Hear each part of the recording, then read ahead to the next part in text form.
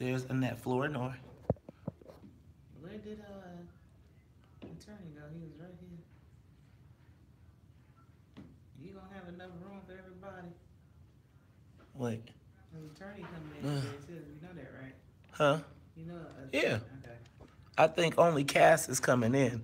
Is Tamon Bradley coming in? Look, everybody's calling in that I know of. Okay. Morning. Good morning, darling. I read for you today. And Okay. how's the hiccups? What's going on with my... This is so good. Lord. Oh.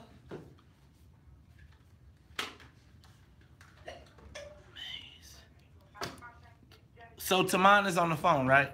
And so only John Cass is coming in. Kristen, I think, is on the phone too. Okay.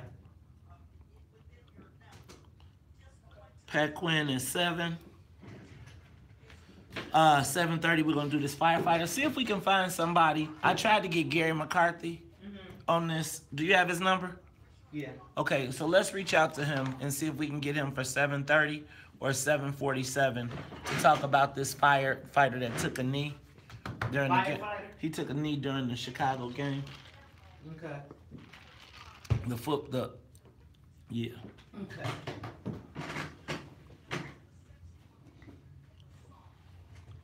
Alright, so we should be good. Otis coming in. No, he's not coming. He coming on Friday. He's not. Oh, he's not. Okay. He called to say he was gonna be out of town. Okay. So You know, I think we should get George back. First names? Get George back because we didn't really talk about George history, music. It's Black Music Month. Figure out like one, you know what I'm saying? I think we could have a in-depth conversation with George about, and I told him on air, so let's get him back for Friday. You don't got to do the whole show, or you can have him sit in. 8 o'clock. That or who's coming in tomorrow? Todd. No, but who's? I have to look. Do we have somebody sitting in the chair over there tomorrow? No, not that I know of, unless Todd is doing something. So find out, but if not, then let's see if we can put George in that, and we could do the whole 3. Okay, cool. Right, because it could be lighthearted. Okay, Mr. Moore must see this broken thing. I done told him about it. Okay. Boom, boom, boom, boom. Hey y'all, good morning. How's everybody doing?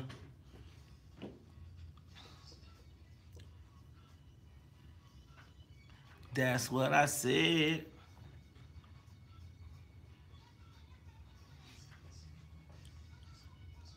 Share.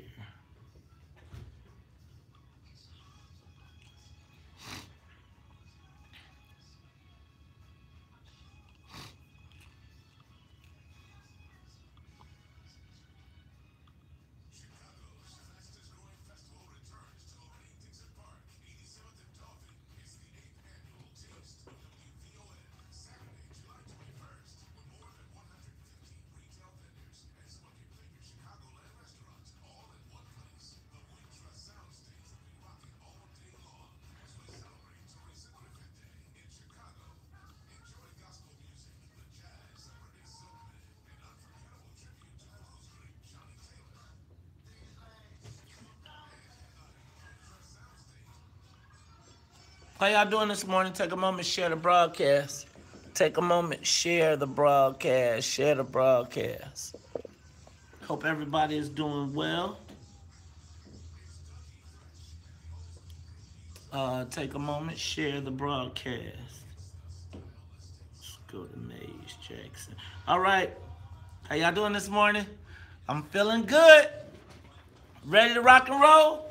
Y'all ready to get y'all some whiftable in? Y'all ready to get y'all some? Post reports that President Trump has complained about having to attend and thinks the 2-day trip is a distraction as he prepares for next week's summit with Kim. Take a moment, share the broadcast. Can't stop, won't stop. What up, Dad? Slide back. What up, Mike Brown? What up? Which police involved shooting, bro? What's up, Attorney Ernest B. Fenton? Man, he coming up in here fresh dressed like $1,000,000, putting a brother to shut. You know what? See how they do you. See y'all, you see how he do you? He came in, is that linen? He came in fresh with the matching hat, with the pocket square, making your boy look bad this morning. Okay. Now I got to come wear a three-piece suit. I feel like, you know, you come to the game, you wore sweats. I came to play. He came to coach. 48th and Prairie, what happened? It's a big deal. So y'all give me some updates and we can talk about it. 47th and Prairie. I saw something. Wasn't the police chased the guy? And I saw something about that yesterday before I went to bed. What happened? Police shot and killed someone. They said he didn't have a gun. 47th and Prairie. Let's hit that. All right, y'all. We got a big show for you today. We got former Governor Pat Quinn will be in the building. Plus, Pat Quinn will be in the building. Plus, we got John Cass from the Chicago Tribune.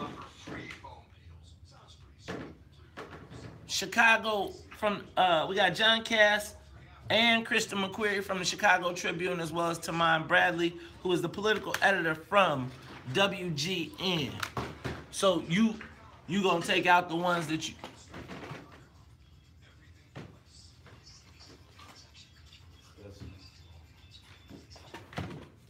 There it is. All right.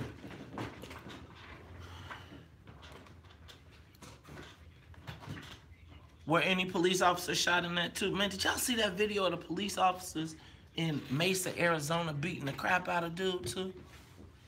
What's up, y'all? Take a moment, share the broadcast. What up, Ron Lewis? What up, Oscar Ortiz? Thank you for sharing, Ryan. Tanya Robinson, what's up? Lorenzo Thomas, what up? Aries T. Jones, Mike Brown, John Rembert, Maria Munoz. What up, Terrell Barnes? They said they recovered a gun last night, but the people on site said he didn't have nothing. I watched, remember she was like, what they shoot him for? Yeah, I think I was up for that when he got pronounced dead.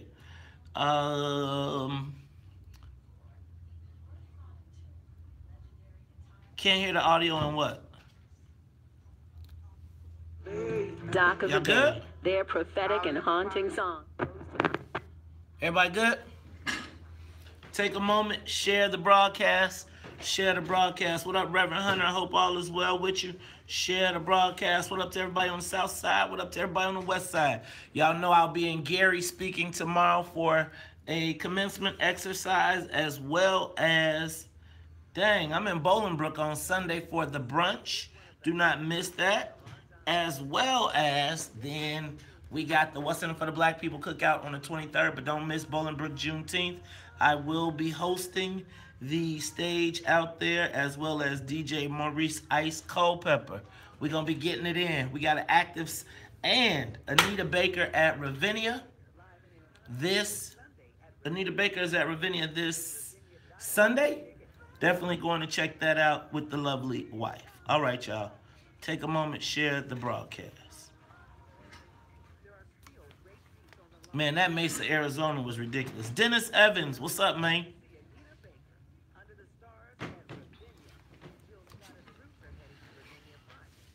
Whoa.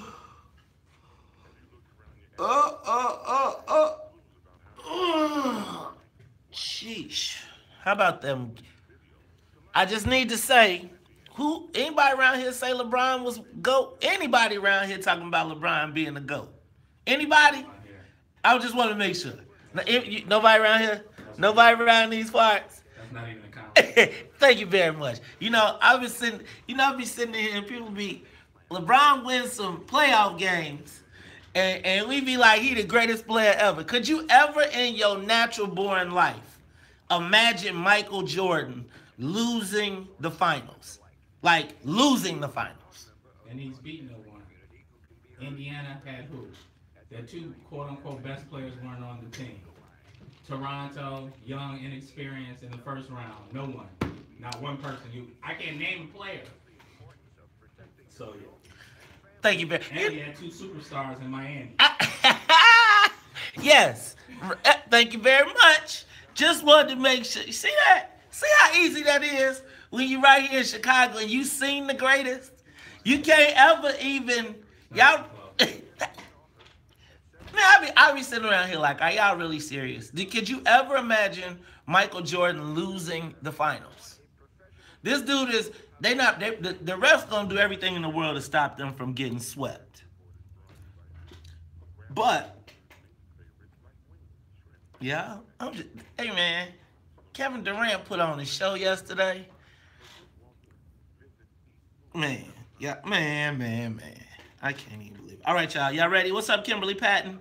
What's up, Felicia Gatewood? You better be coming next week.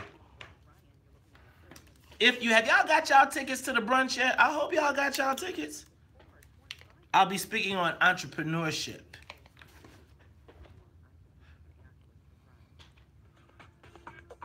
"45 minutes along the Can y'all hear from that? I-355 to the drive with some minors.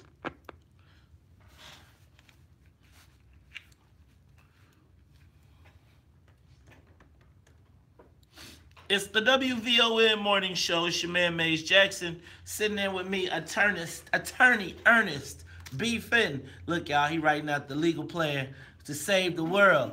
Y'all better get that nigga in your head. Right? That's that dude in your head. I'm telling you. Brunch in the Brook. Get your tickets. I want a sold out house. I do not want to be in there looking at myself. I got good things to say. I smart. I kind.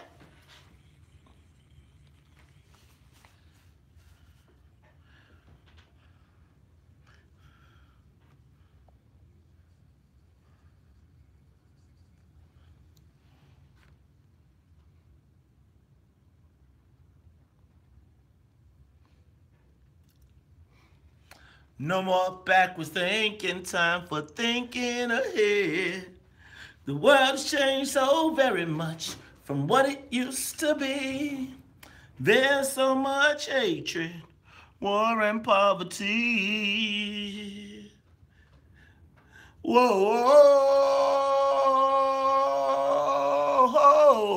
wake up all the teachers, time to teach a new way. Maybe then they'll listen to what you have to say. They're the ones who's coming up, and the world is in their hands. When you teach the children, teach them the very best you can. The world won't get no better if we just let it be. Na na na na na na na. The world won't get no better.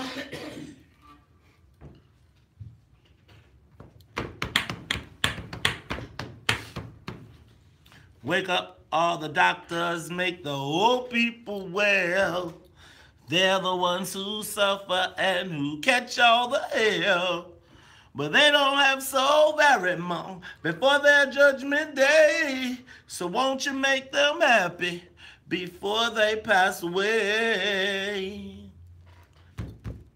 Wake up all the builders, time to build a new man. I know we can do it if we're all in the hand. The only thing we have to do is put it in our minds. Surely things will work out. They do it every time. The world won't get no better if we just let it be. Na na na na na na na na. The world won't get no better. Good morning, Chicago. Good morning, world. This is the WVON Morning Show. I'm your host, Maze Jackson. Sitting in with me today, attorney Ernest B. Fenton. Attorney Fenton, how you feeling? Feeling good. Hey, man, it is the WVON Morning Show. Now, let me tell y'all, it's a lot going on. We got an action-packed show. We're going to have a full house today. I cannot wait to tell you about the show because it seems like the world is blowing up. Woo! Going down in Springfield.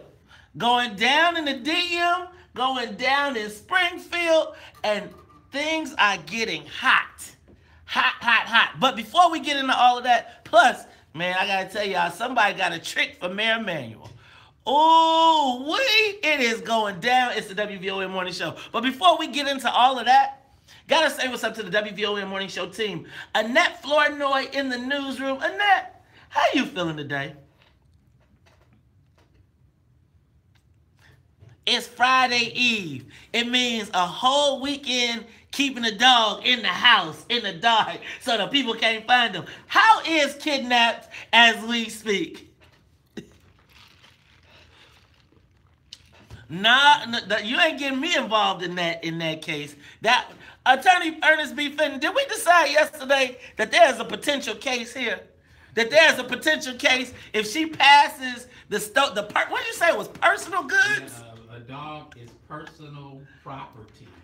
So the owner can reclaim that property if it is lost and discovered. Look, I'm sure that is doing the right thing. And let me tell you what though, you ain't gonna set me up. It'd be just my luck to be walking down the street with the dog, and the police be like, "That sir, is that your dog?" And the next thing you know, I'll be like that dude in Mesa, Arizona. Did y'all see? You know what? We got so much. The dog had no chips, irresponsible. Mm-hmm. The dog is not neutered, irresponsible. See this? And he was running free, broken from his leash. Now you're saying there's a negligent owner, huh? I think so. So you may want to fight the owner. But what if the neighbors say, yes, I've seen Miss Mary with that dog before. Yes, that is Casper the dog. We've known him since he was a puppy. Casper, that could be his name. I'm gonna call him out. See, look at here. Do you see? This sounds like, remember that story, that lady who kidnapped the baby out the cradle? And then the baby found out 16 years later that it wasn't her mama. I feel like, Annette, you trying to pull the same stuff. I kidnapped no one, no thing, or no four-legged dog. I don't know nothing. That dog was, I rescued that animal.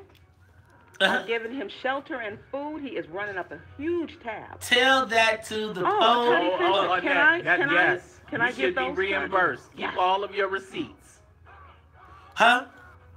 You know what? You better keep. Look, now you want to keep receipts. See, ain't that just like a black person? I'm gonna kidnap you and then give you a bill for the kidnapping. Look, this is the WVON Morning Show. Look, and I pay for organic food for your dog. Take your old dog. You know me, man. You know, dogs are serious. I actually do pet trusts.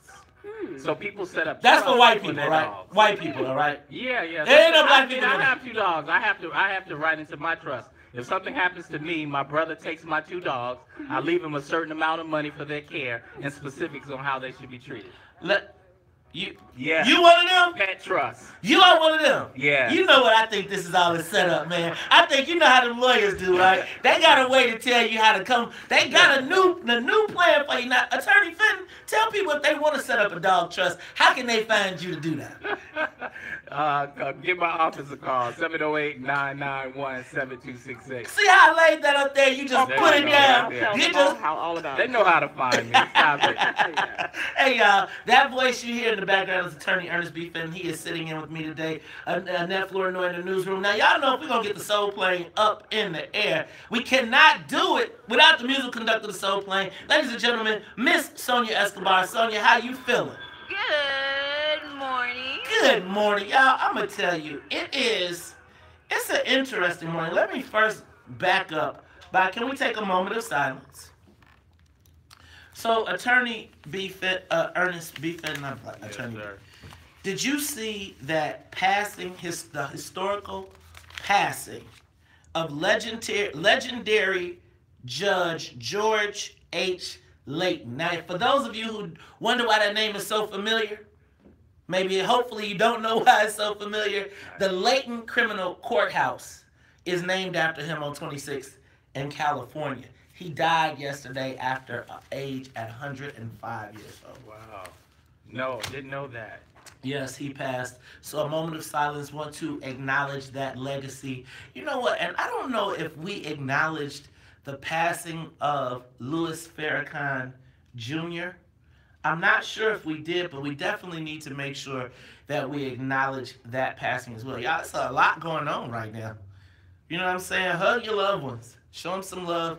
Give them a hug and a kiss. Make sure you give them their flowers while they're here. Hey, Attorney Fenton, I don't know if if unless you had your TV and radio and shut down your social media, did you see this Madigan Me Too thing that's going down?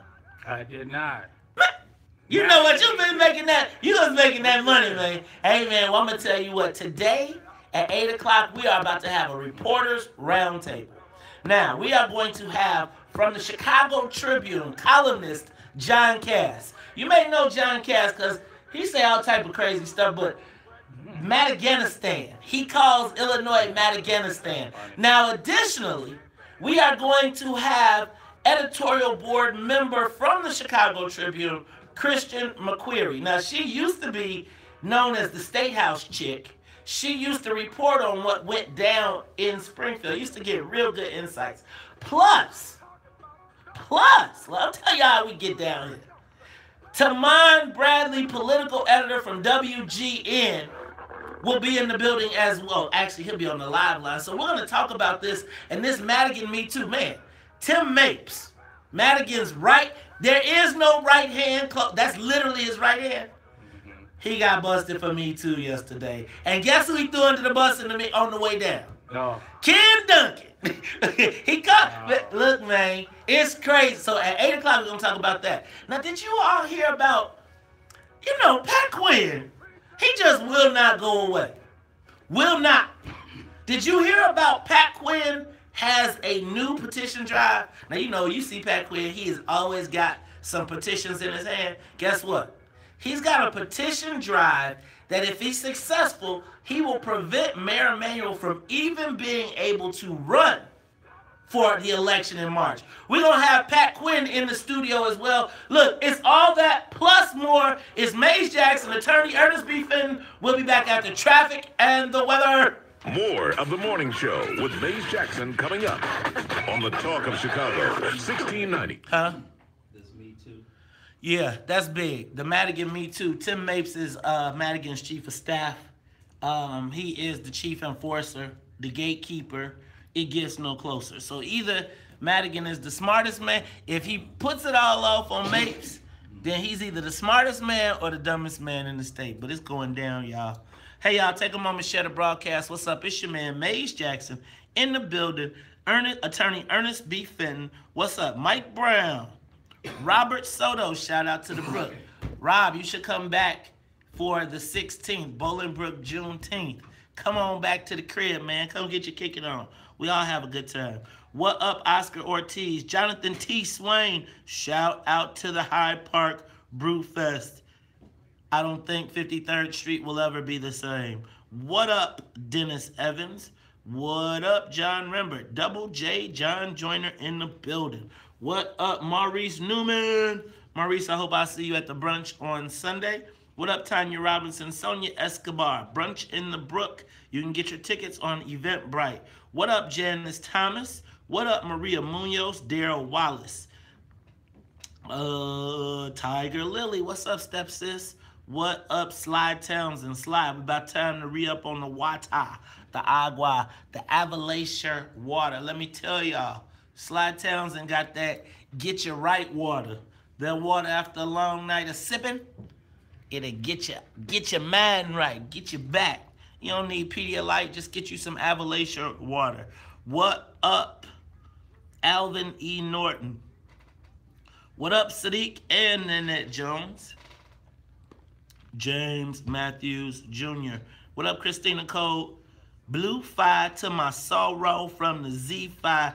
Shout out to my beautiful and lovely wife, Commissioner Carrie K. Steele.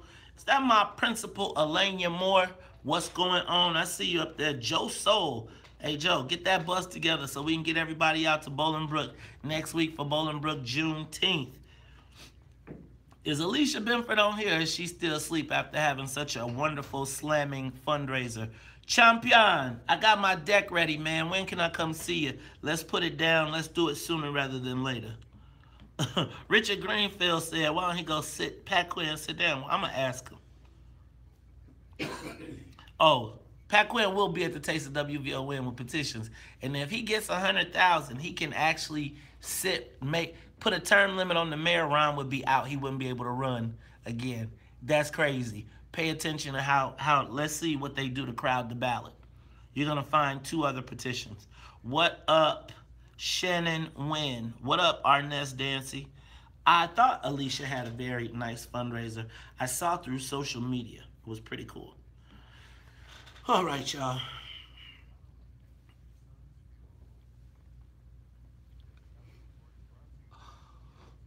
Take a moment. Share the broadcast. Who saw the fight? Who saw those police beat up dude? Karen Lewis is in the hospital. In the shooting on 47th and, what is it, 47th and Prairie?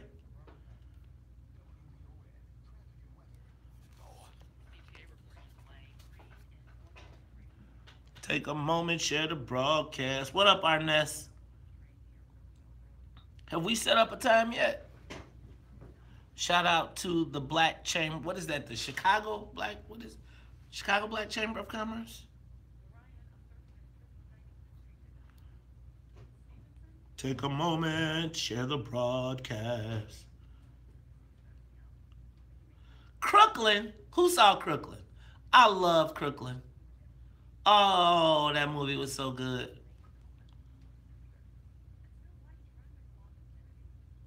Okay, Ernest, put it up there for me. Hey, Linda Perry, Chicagoland Black Chamber of Commerce.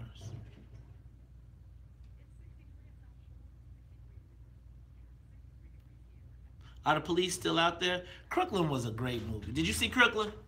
Attorney Fenton. You ain't seen Crooklyn? No. Dang, man. Crooklyn was for anybody born in the 70s. That movie was for you. Ba-ba-ba-ba-ba. The son of a girl.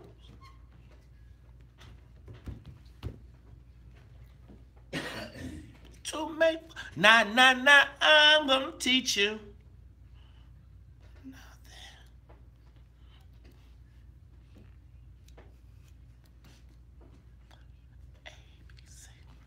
Easy as 1, 2, 3.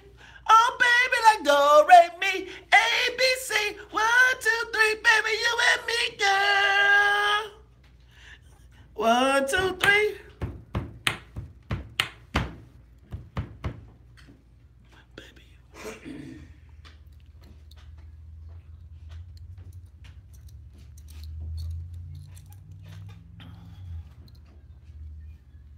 You are tuned in to the Talk Chicago 1690 AM. I'm your host, Maze Jackson. Sitting in with me today is attorney Ernest B. Fenton. And y'all, we are talking about everything going on. But don't forget that June is Black Music Month.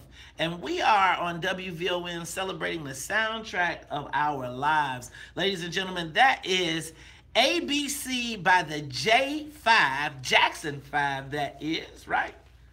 And it's from the movie Crooklyn. Man, Crooklyn, you know what? Sometimes when I thought Spike Lee was falling off, he'd come back with a movie like Crooklyn. And Crooklyn was for those of us born in the 70s that made it through the 70s when you used to wear them. Attorney Fenton, when were you born? Were you born in the 70s, 60s? When were you born, man? 70s. See, in the 70s, remember when you used to get the tube sock pack? And it would have all the different colors from the teams, and you'll be fighting over which ones you had to wear. Did you have that? Do you know what I'm talking about? Nope, didn't wear the tube socks. You know what, man? You know what? You trying to put it on the rim. I wish I had. You know what? You must have been living that golden life, brother. No, you must have been the elite. You was bare feet. Country living. Hey, y'all, this is the WVON Morning Show. Again, I am your host, Maze Jackson. Sitting in with me is attorney Ernest B. Fenton. And we got an action-packed show. Y'all, 7 o'clock, former Illinois Governor Pat Quinn will be in the studio to talk about his plan to stop Mayor Emanuel from even getting to run. That's bad. That's some badass stuff right there. When you talk about putting a binding referendum on the ballot that would potentially stop Mayor Emanuel, if he gets this done and it passes in November 6th, Mayor Emanuel wouldn't even be able to get to run.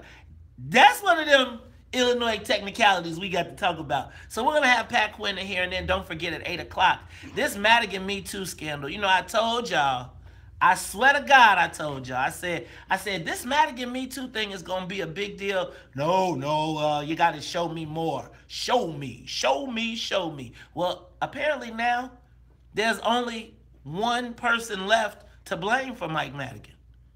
Mike Madigan. That's it. Tim Mapes, chief of staff to Mike Madigan, was forced to resign yesterday from not only his position as the chief of staff for the Illinois House of Representatives, he had to give up his position as the clerk of the House, which is unprecedented, as well as he got kicked out of his position as the executive director of the Illinois Democratic Party. This is all on an accusation. No facts yet. Right. It may look like what the administration looked like for Daley. It was amazing to me that all the people around Daley were falling, but Daley never failed. So my instinct is that it'll look like that, and maybe Mapes is taking the fall. But I wonder, with Mapes taking the fall, Attorney Fenton, if you look at kind of Madigan's inner circle, and we're going to talk about this a little later, so I won't go too far, but if you look at it, last week he whacked Lou Lang, leadership. You think about Kevin Quinn, one of his top lieutenants, top capos, whacked. Marty Quinn, who is his top. Tim Mapes and Marty Quinn are like the top two underbosses in the organization. Both of them are hit. Barbara Flynn Curry just left. Y'all, I'm telling you, it's something going on. And I think we are seeing the beginning of the end. We might be halfway through it. The other thing that I wanted to point out today is, did you see the story about this this firefighter who took a knee during the Chicago firefighter versus the firefighters versus the police game? They do it annually every year. And this year, it was in honor of Commander Bauer and this firefighter that just passed. Apparently, a black firefighter, what's his name? Cameron McGarity. Now, how he got a name, Cameron McGarity? That's how he got on the fire department. But I don't know that many black McGaritys. But he took a knee during the game, and the firefighter, they're kicking him off the team. Mm-hmm. What's up with that, man? I mean, they're kicking the man off the team for expressing his constitutional rights. When you're at work, then your constitutional right bumps up against the order of the workplace. But this was a recreational football game. Yeah, that's a little different. It's a little different than the NFL, which I've talked about exhaustively. So that one, that's something a little bit different. I mean, if that's just a league or something recreational that they put together, then they have the right to say who they want on the team. But it could present a problem, but it's not necessarily a legal problem. It's just more of an internal, policy problem. Ain't these the people that's supposed to be enforcing our rights to free speech? Y'all, I'm going to tell you. That one, we're going to talk about that one too, because I think, Sonia, you got to find him. You got to find me somebody to help me understand what's going on, because we want to talk to somebody from the Chicago Fire Department. Yeah, that extracurricular game, man, I thought it was dope. I thought it was great that he took a knee. Now, y'all, we about to get into it. You know, every day at 6:30 we do the social media question of the day, right? Well, did you see Kim Kardashian? Kim Kardashian may have jumped to the top of the efforts for criminal justice reform.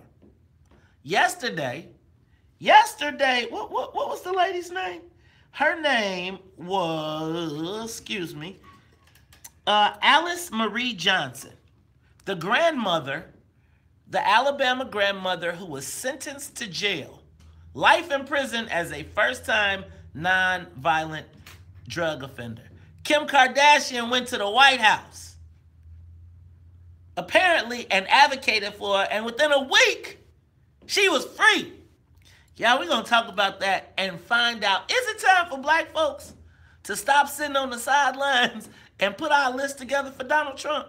It's the Talk of Chicago, 1690 AM. We'll be back after traffic, news, and the weather. Whew.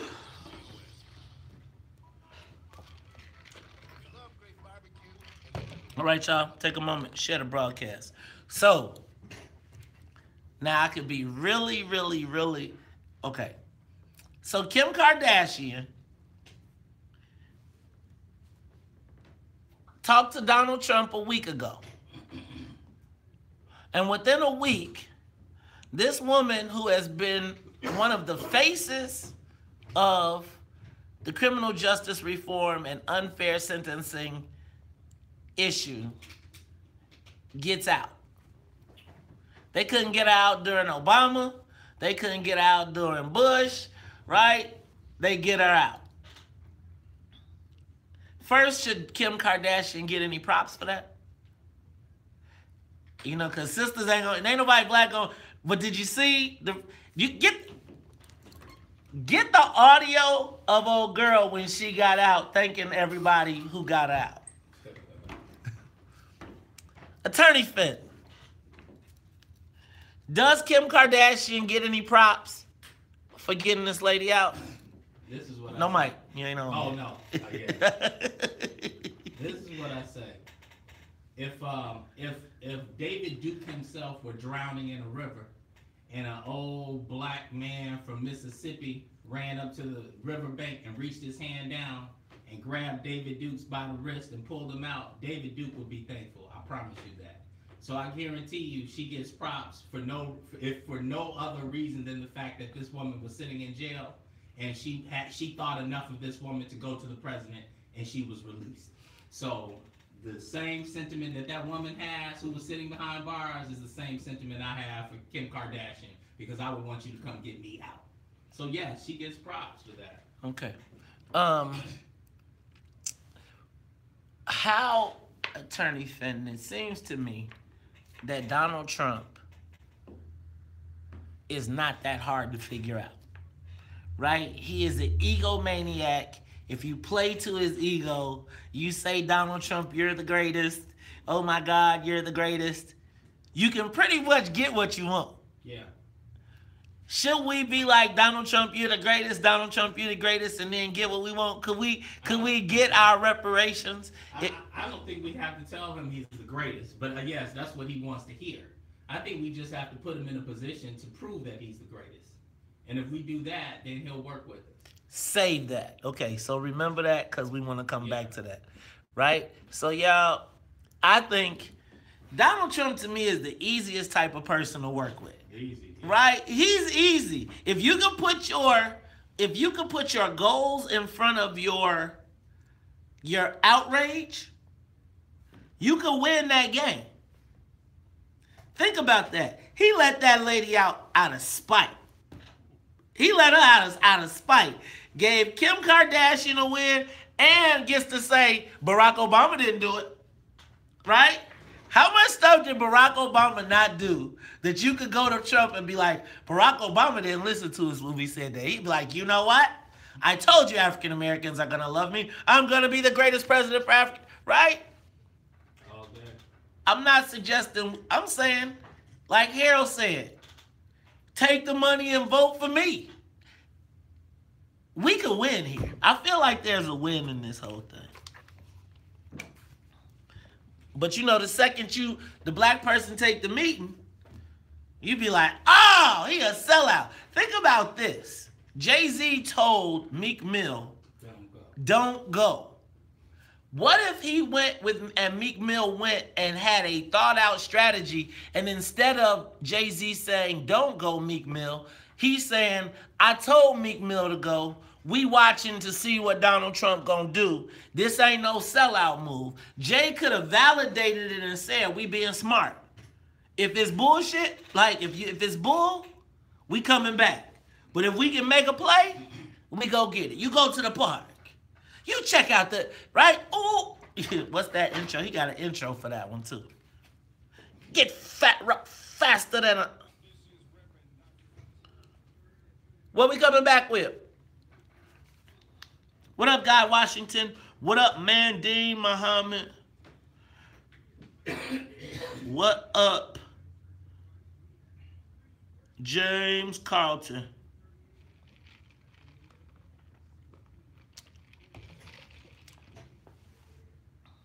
Y'all make sure y'all come to the brunch in the Bowling Brook. Man, that's right, exactly why I do. Hey, man, can y'all imagine Rod Blagojevich could be out in a week? Could you imagine Rod Blagojevich getting out in a week? Do you know what the heck? He'll be sitting right in this chair in a week and a day. And do y'all understand? And JB just says, leave him in? Oh, he coming out the joint like, yeah, you don't have to listen to the tapes. I'm going to tell you what he said. Y'all, black people could just be eating popcorn and just collect it. Then we could let these white people beat the hell out of each other. And just as they punching each other, we just, I'll take that. I'll take that. I'll take that. And I'll take that. Look, but y'all ready to say, he's such a vile animal. He's such a terrible, I don't care, that ape in the... Look, check it out. It's like, be mad, but get your money. Black folks be like, you know what? I'll stay poor and righteous.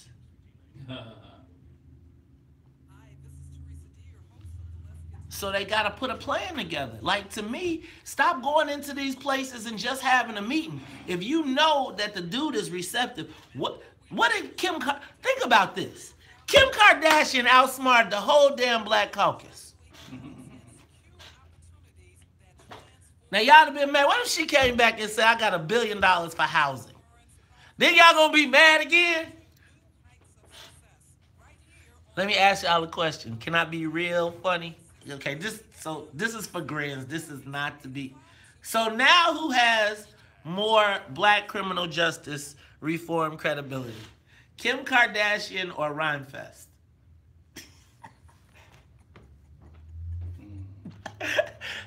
Who has more credibility, attorney? I mean, Kim Kardashian right now. You could say Kim Kardashian and Michelle Obama. Damn! Now, you know you about to blow up the airwaves. If you say that out loud, you're going to blow up the airwaves. Woo! Woo! Did he just compare Kim? Damn! What? We got, how many damn commercials we got? We back to this again? We back to the, y'all, see, here we go. They be talking about how they don't like us, then they load us up with the commercials. They be like, I hate Maze Jackson. He sucks. Put the commercials in there to show. It's all right. It's okay. It's all right. One day it'll all make sense. Take a moment, share the broadcast. What up, DB Digby? I'm not hating on him. I'm not hating on him. I love the blonde. I love the peroxide look.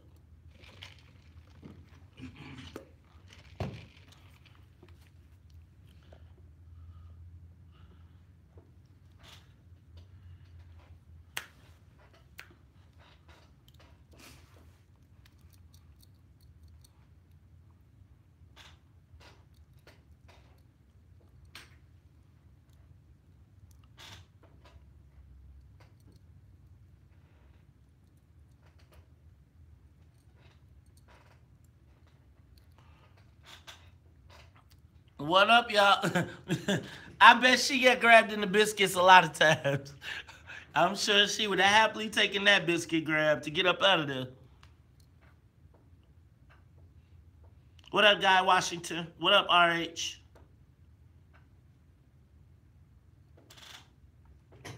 What up, Stanton Helms? What up, Leonard Hayes? What up, Man Dizzle?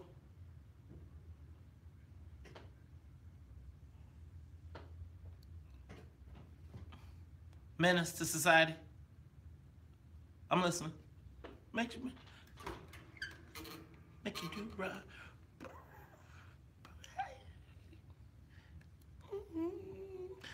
Love.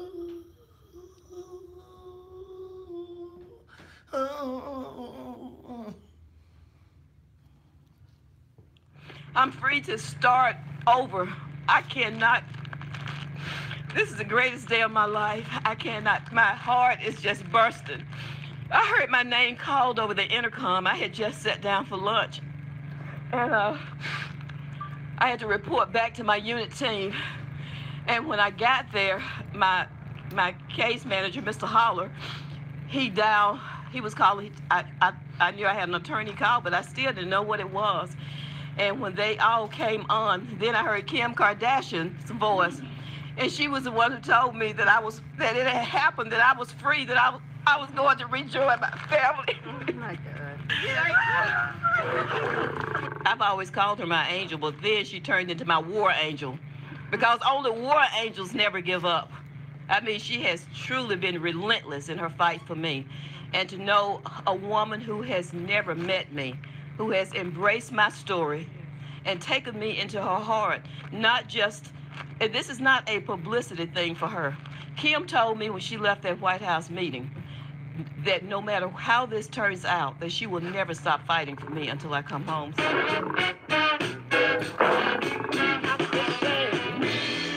Love and happiness. Love and happiness. Love and happiness. Love and happiness. Be good to me. I'll be good to you. We'll be together. See each other.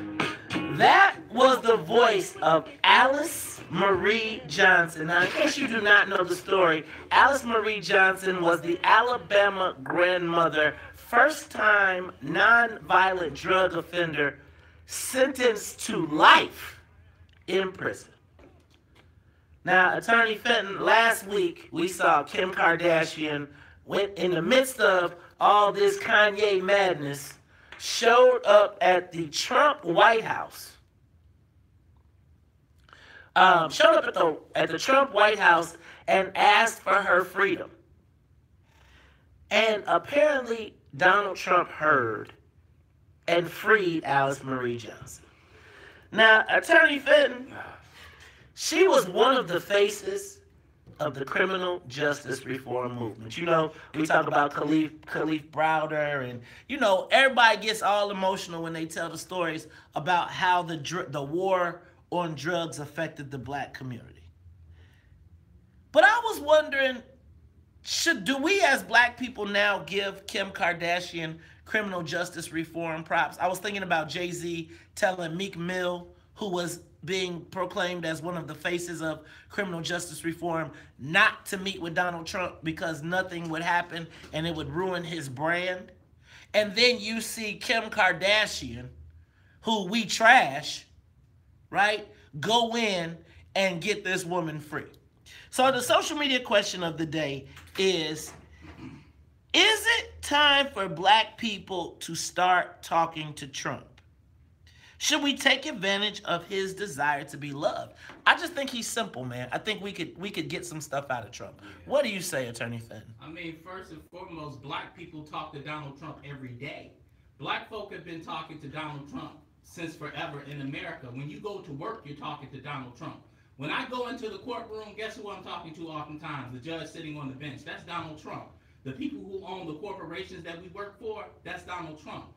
But specifically with respect to quote-unquote President Donald Trump, absolutely we need to sit down and talk to Donald Trump. We have a better opportunity to get things done specifically for the African American community in working with Donald Trump than we did with President Barack Obama, because President Barack Obama's internal substantive policy was to make certain that he was not perceived as the president for black folk, whereas Donald Trump innately has this desire to please everyone, to include black folk, and this is the perfect opportunity for black folk to get things done in our community. But we're so silly, we're so smart, being stupid, cutting off our nose to spite our face. We're not smart enough to know to go and speak to Donald Trump and lay out a plan for black folks. Oh, Attorney Fenton, I see you getting ready to get in trouble. Let me ask you a question. No trouble for me. Let me ask you a question. Because, you know, if it wasn't Kim Kardashian, I feel like whoever, if it was, for instance, Michelle Obama. Oh, they'd be jumping up and down praising Michelle Obama like she was a saint, like she was the second coming of Jesus Christ. So my question becomes, should Kim Kardashian get those props? Like, who's doing more? So on the national symbolic landscape, who's done as much as Kim Kardashian on getting black people free and bringing attention to this criminal justice reform issue? Right now, during his presidency, I don't know. I haven't heard of any. This is the primary one that I've heard of. And so if this is the one that's captured the attention, right? If this is present. This is the issue. We must learn how to leverage moments.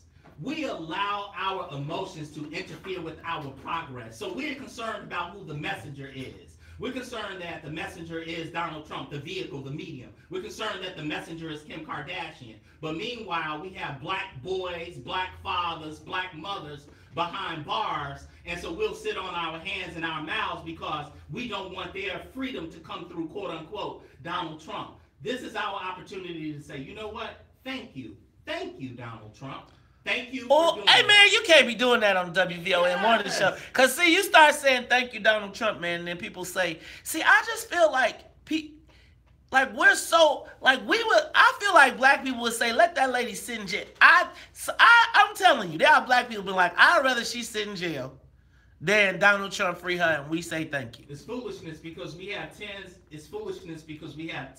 of thousands of people sitting in jail who should not be in jail, and we need to get them out. Ladies and gentlemen, this is the WVON Morning Show. I'm your host, Maze Jackson. That voice you heard in the background, attorney Ernest B. Fenton. We are talking about this Donald Trump situation. Is it time for black folks to stop sitting on our hands, get off the bench, and demand from Donald Trump what we want? Should we start talking to Donald Trump? This is Talk Chicago. Give us a call, 773-591-1690. We'll be back after traffic and the weather. And it's the same issue of the balls. I think it's Alonzo Ball or whatever the case may be in China. Go. Was that Alonzo Ball or whichever little ball boy it was who was arrested in China? And Donald Trump made the call over to China to get them released. Oh, right. Yeah, I mean, can you imagine?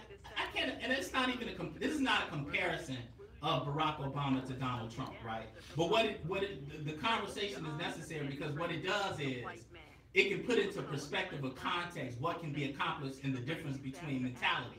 Barack Obama didn't want to touch anything dealing with prisoners and black folk because he's on the chicken wing circuit. He's being the black president dealing with black folk and their problems. But Donald Trump does not have that stigma. So it's not a big deal for Donald Trump to release a few folk. And the fact that he did it, being a Republican, knowing how white folk are about locking black folk up, that tells you his mentality. The man will let some black folk out of prison who need to be out. Now, I'm going to just tell y'all, for the record, you ain't getting no Mamiya Jamals. You ain't getting that. You ain't getting no Asada Shakurs, right? But you can definitely get you some grandmas and some of these people that have been the face. Children. Go get your grandson out of jail. Go get your cousin out of jail. Go get your father out of jail for this nonsense sentences for selling crack 15, 20 years ago, and they're sitting behind bars who shouldn't be still locked up. Think about this. Kim Kardashian talked to Donald Trump for a short amount of time than the Congressional Black Caucus his whole time. And who they got free? What they got you? Go ahead. You got the camera. Go ahead. Go ahead. Talk to him. You got him. It's about 80. You got 80 on Facebook and you got 30 on YouTube. Yeah. I mean, so the issue is, again, we get caught up in our emotions, and we cannot allow our emotions to dictate our strategy as it relates to Donald Trump or politics or politicians in general. So again, we have a great opportunity to make strides in our community economically. I talked about it before Donald Trump was elected, right when he was elected. This man he built his fortune in real estate. His daddy built his fortune in real estate. He loves to see his name on the side of buildings. Well, this is an opportunity for us to go to Donald Trump with a plan and say, listen, this is what we need in our community with respect to economic development.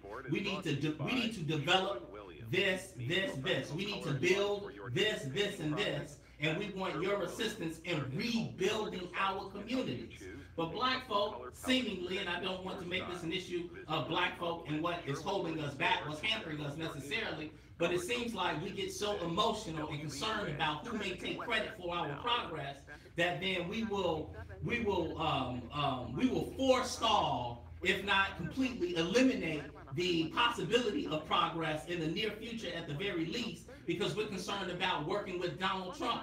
I mean, we're concerned about talking to Donald Trump. We crucified, what's the young lady who sang at the inauguration? Michelle, what's the young lady who sang at the inauguration?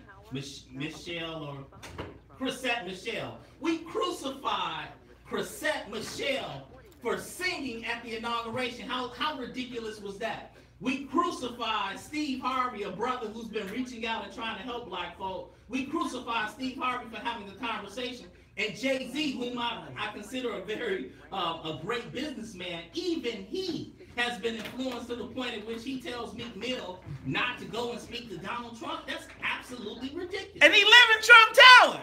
That's absolutely ridiculous. How do you not go speak with the president? How do you not go speak with your enemy? Even if you perceive Donald Trump as your enemy, you should go speak with them. They say keep your friends close. They say keep your enemies closer. We don't understand that rule of war. So you know we're failing if we don't understand the rule of war is to keep your enemies closer. If you consider him your enemy. And you can make your worst enemy your best friend in terms of progress. So from that audio she just played, these were the responses off of YouTube. Thank you, President. Good presidents. We're those racist, hating people that hate the president. Now, they saying all types of stuff. Give me these calls. Then you get them. Come on. Look at you. We're turning into the Republicans. I mean, Republicans got sidetracked because they got so emotional. I'm gonna listen to that soundtrack. Look. Oh, we back. Yeah. Who is this? What's up? Look right there, honey. Look. The movie is Dead President. Oh. Okay. And white folk are not jumping up and down about it. At least not yet. Yeah.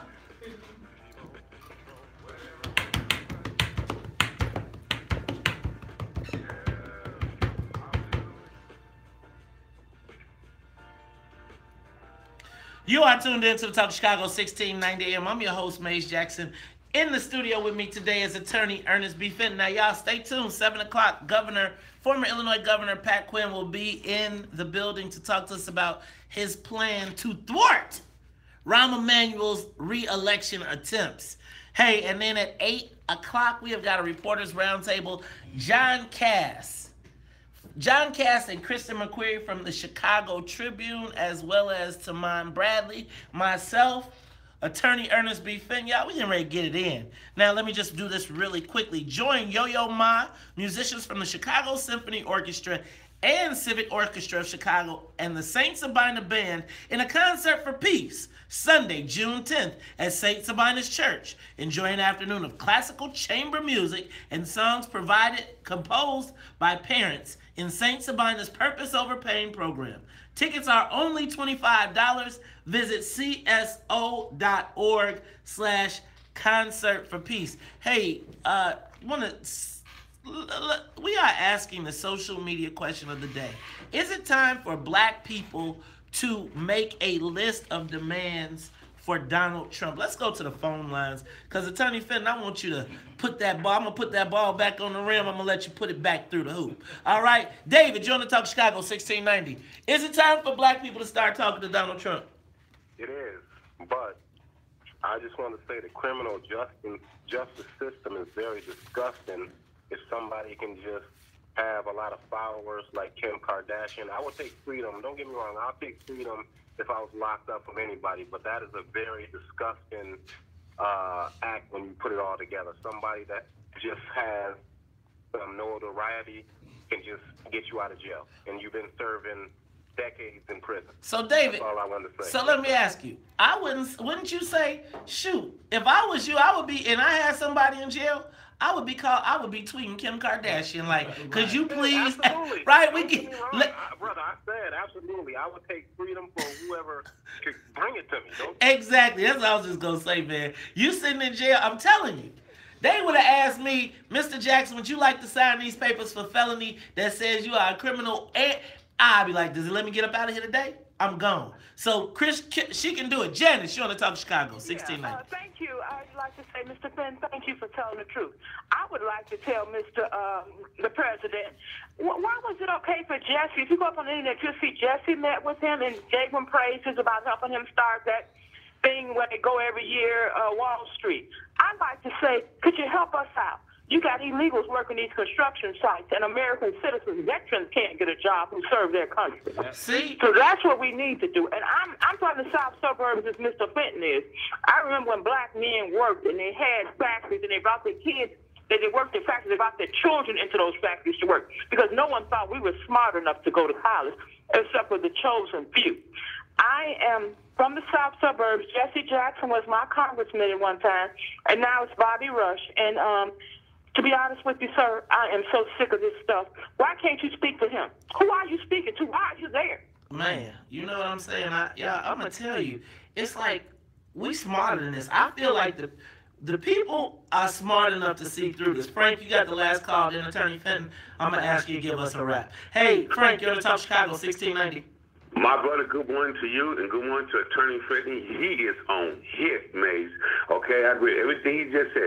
Of course, it's time for black folks to start talking to Donald Trump, because you give him lemon, make lemon eggs. But I feel as though we have been shown the way, okay, through white celebrity. I still say he would not have freed Jack Johnson if a black person asked, saying this Kim Kardashian thing, through white celebrity. And Attorney Fenton, Charles, you better hurry up and get your butt back here, because Attorney Fenton and Charles together is off the chain. It's actually Maze. Right? But you know what, Attorney Fenton, I'm going to put the ball on the rim, and I'm going to ask you to put it through. Look. I don't know if they heard this. So let's do it. I just think we got to stop being so emotional. Attorney Fenton, close us out on this. Listen, this is the art of war. We are at war. There is no place for your emotions when you are at war. Black folk are starving and dying, and we would rather sit and starve and die rather than speak to the man who is the President of the United States of America. We will allow our emotions to have us dwindle down to like ribs, to be malnourished and malnutrition in our community, and could continue this social economic deprivation that exists rather than do what is absolutely necessary for our best interest and go to the man who can make things happen in our community. We gave our president, not knocking Barack Obama, we gave Barack Obama a pass. And we decided that we would not address the issues head on in our community because Barack Obama wanted to make certain that he was not seen as a president for black people. But guess what? Donald Trump already knows he's not the president of black folk. So we can use and leverage Donald Trump's emotion and his desire to be seen as a problem solver and a builder. May said it. He's a problem solver. He's a builder. Go to him and say, Donald, we have the perfect project for you to build and the perfect problem for you to solve. Let's go do this. Ladies and gentlemen, that is Attorney Ernest B. Fenton. I'm your man, Mace Jackson. We are doing the morning show. We'll be back after news, traffic, and the weather. The talk of Chicago and the voice of the nation. 1690 Look at WVON. See, he got his reverend clothes on today. He ready to preach. Preach on, preacher. You know what? See, look, the preacher preaching today. Look at him. He got the preacher look. He's starting to get the Holy Ghost. Get your handkerchief out. Get your handkerchief. I feel you. Get your handkerchief. You ready to get and now we got Governor Pat Quinn in the building. How you feeling, Governor? We're going to put you right there in that chair. Sonya, if you can get Governor Quinn straightened up, we getting ready to be. No, I heard you yesterday, right? Yeah. These headphones. This is yours. Oh, yes. You good? let's, Governor, can I move you over just to have the, right, stay right there. Just that one ear? Yeah. Okay. You good? Oh, look, All right. Sonia. Yes, sir. Look at his earphones. Can we get them straight? Here we go. You know, I'm gonna start bringing my own earphones for my show and just be like my guests. Now, Governor, you know you got those petitions, man. You are the petition king.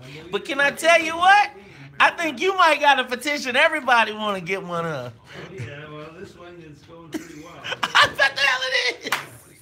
No, the whole idea is to give everybody a chance. Oh my God. It's not plugged. I unplugged one. I sat down yesterday.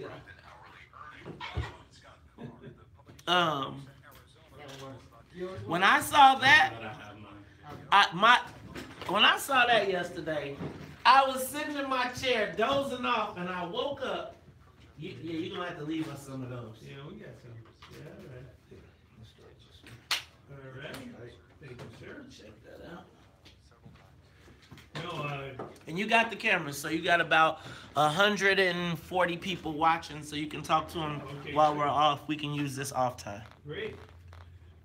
Well, thanks for the opportunity too. You know. Well, Governor, we appreciate it. We know, I think this is a hot button issue right now. Rahm Emanuel has to be. I haven't seen any polling, but he's got to be probably one of the lowest rated mayors in the country right now. And here you come.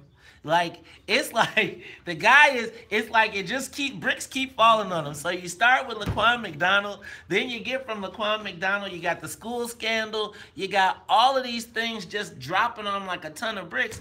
And then here you come and say, Part of the Illinois Constitution. Right here, I brought it. Yeah, no. 21 towns in Illinois have already done this. Springfield, Naperville, Oak Lawn, Des Plaines, on and on. So, it's already in the Constitution. Broadview did it last 2016. So, we can do it here. And is it specifically for Mayor Emanuel? Is it for the office of mayor? Okay. Yeah. 2 terms. Okay. Same as the president, Scott. And every other big city in America has term limits on the mayor, except Chicago.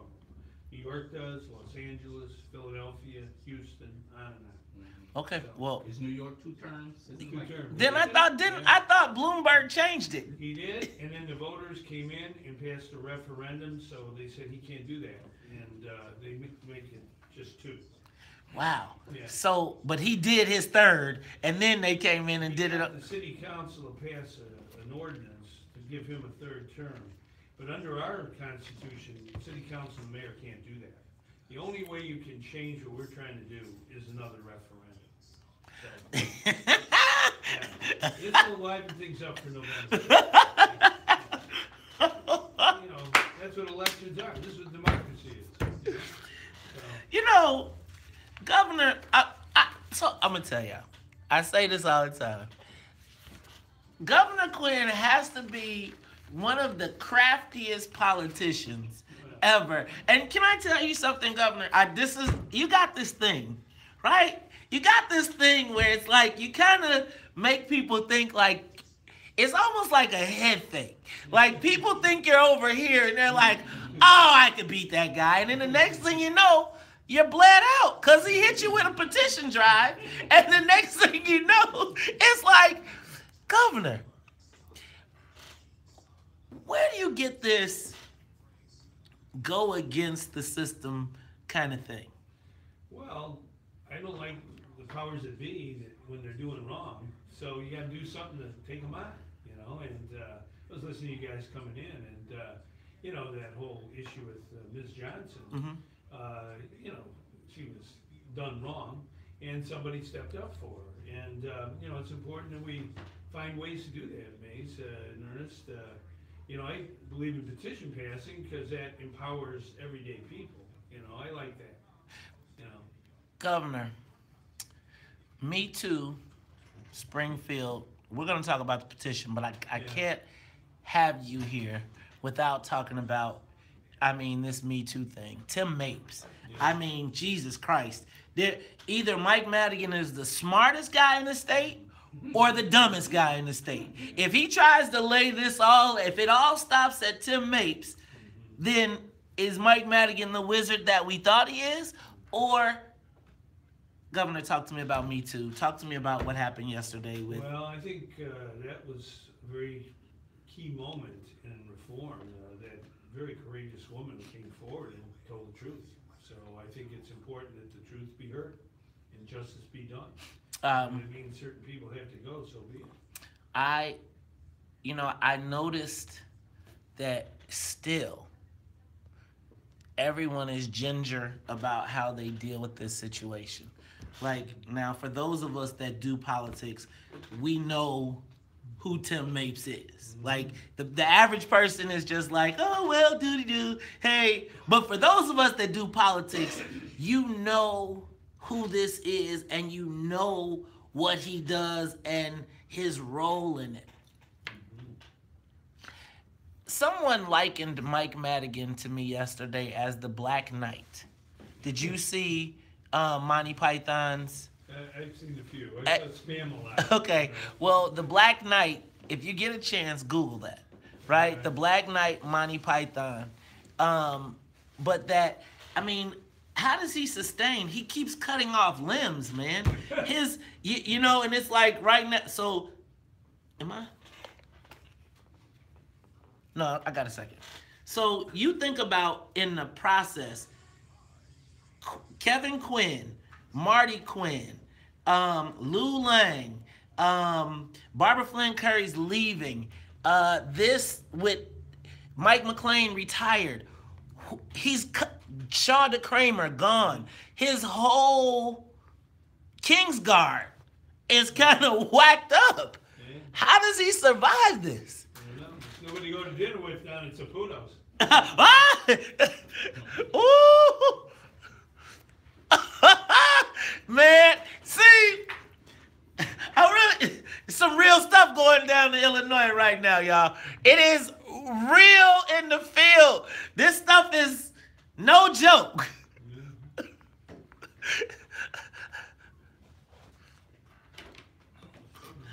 Mr. Big Stuff. Who do you think you are? Big Stuff.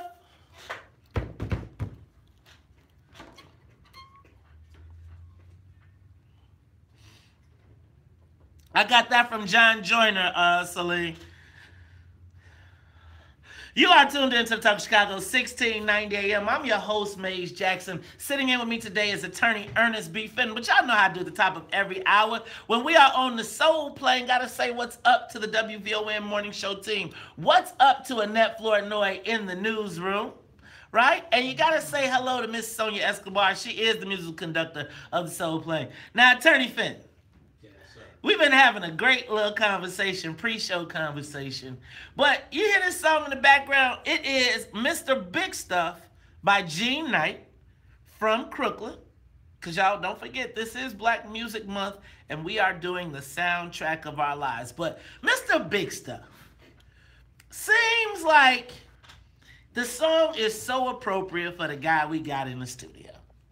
Right here, right now, ladies and gentlemen, welcome to the WVON Morning Show, former Illinois governor, right?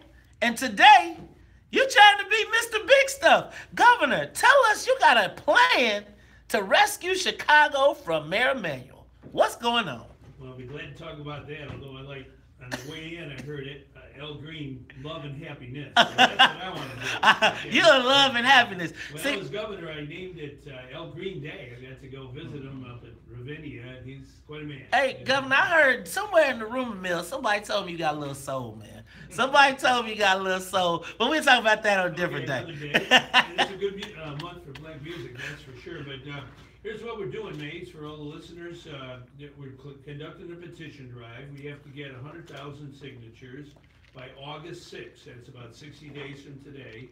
If we file those petitions out at City Hall, then we can put on the ballot in November 6th, when we all go to vote for governor and that, a binding referendum, not advisory, this is a real thing, a referendum that would ask the voters whether the mayor should have a 2-term limit on his term in office. Term limit the mayor, and that would mean that the current mayor, the incumbent, would not be able to run in February of next year. He would have served 2 terms, and that's what President Obama had, 2-term limit for president. And of 10 largest cities in America, only Chicago today does not have a term limit on its mayor. New York does, Los Angeles, Philadelphia, Houston. Yeah, Governor, I hear you, but man, you know what? They keep tricking me with these referendums. The last time they told me to vote for a school board, I voted that I wanted a school board, and then Senator Raul said next time. Then one time I said I wanted to vote, man, they put the medical marijuana on there. They said, should we make, not even medical, they said, should we make it legal? I called everybody I knew. Vote for this. And then they said, well, we still got to go vote again. And we got to leave it to the legislature. Why do I believe you're not tricking me this time? Well, this is the Illinois Constitution that brought it with me here today, and it's crystal clear. It's actually been done in 21 different Illinois cities, including Springfield, Naperville, Oak Lawn, Des Plaines. The voters, by getting signatures on a petition, put a referendum on the ballot that's not advisory. It can't be taken away. It's where the voters make the law. And if the voters set the rules for the mayor, that you have 2 terms, that's it, term limit. This is not unusual in our country or our state. What we've got to do in Chicago is get the signatures, and that's what I do every day. For the next 60 days, I'll be out gathering signatures with lots of volunteers, and anybody listening want to learn more about it, it's called TakeChargeChicago.org. That's our website, TakeChargeChicago.org, and we have to get lots of volunteers. We've had a lot of folks who listen to WVON call in and get petitions, and grassroots democracy is what it's all about. Wow, that's deep. Attorney Fenton, you got a question. Is this legal, Attorney Fenton? I don't know if it's legal, but the question that comes to mind for me is the election is next year, February, March of 2019, right? So if the referendum is passed in November of 2018, is there some exemption then that a manual can run under? When does it actually go into effect? Right away. Matter of fact, they did this in Broadview, Ernest, a couple years ago, 2016. The voters voted in November to put a term limit on their mayor, and therefore he couldn't run in the next year's election. And that can happen here in Chicago. You know, 2 terms, 8 years, that's a long time. That's a lot of time to do things that hopefully are good for the people. But American voters oftentimes are suspicious of big power, big money, and term limits are a good way to make sure that the voters are listened to rather than the big shots. Yeah, and what are the terms? Is that like a majority of the voters have to vote for this referendum, a certain number of voters? That's a good question, too. You need a majority of the voters, 50% plus 1, on November 6th to vote in favor of term limiting the mayor. And, you know, I go out and gather signatures on a regular basis, and you know, I explain to people that this has been done all over America, all over Illinois. Let's make sure we exercise our citizen muscles. If you don't like City Hall, if you don't like what the mayor is doing, if you don't like what he's done in the past, you can put a term limit binding referendum on this year's ballot, November. When we go to vote for governor, we can vote for term limiting the mayor. Governor, let me ask you a question. Mm-hmm. It seems like, are you planning on running for mayor? Because you know everybody and their mama is running for mayor. No, I like referendums. I did a referendum for the Citizen Utility Board in Chicago about 35 years ago. It's still around. It's the strongest consumer group in Illinois. And the reason we were able to get that is people worked together on petitions and referendum, and we got it done. We can do the same thing here. Putting a term limit on the mayor of Chicago comes from the voters. They set the rules. It's not the mayor ruling them, it's the people telling the mayor what the structure is going to be. And I think this is a good time to have that debate, Mays, in earnest. You know, we should talk about Chicago government. Is it good to have a mayor in for years and years with all that big money? I believe in competition. There's a lot of people want to run for mayor. I think by having a term limit on the incumbent, it's the best way to have competition. Governor Quinn, let me ask you. Vernon Spells, I'm looking at social media. We're getting a lot. First of all, you need to go to the WVON Facebook page or to the Mays Jackson Facebook page because there's a lot of people trying to volunteer right now. They're like, Pat Quinn, I'm in. Okay. But I guess my question becomes, as we start to talk about this, are the other mayoral candidates, like it seems to me like every mayoral candidate out here should be running to your office getting this done. Are there any other candidates that are on board? Well, I'll tell you, Mace, when it came for folks who run for governor, I sat down with everybody. I've been governor for 6 years. I was open to all. In the same way with people who want to run for mayor. I've had breakfast and coffee with a number of them. I want to talk to all of them and say, here is a petition, just like President Obama said when his last speech here in Chicago. He said, if you don't like what's going on, don't complain. Grab a clipboard. But he didn't mean for you to do it to his boy, Rahm Emanuel. He's talking about democracy. President Obama, Michelle Obama, they believe in the power of people banding together for causes they believe in. That's what I believe in, too. But, Governor, this is Illinois. This is not the place where the people really get to speak. This is the place where the people do what the speaker says. Well, I don't believe in that kind of approach. I want to disrupt that. And I'm like you guys here, and I think a lot of listeners, there's got to be a place in our democracy where everyday people can sign a petition or gather signatures. We've had folks listen to this station. Eunice Wigfall is one of our best petition passers of all time. Eunice is no joke. She came up here the other day. She pulled up in the lot saying, somebody said something bad about my name. I'm about to fix it right now. Hey, Eunice, I know you're out there listening. I love her.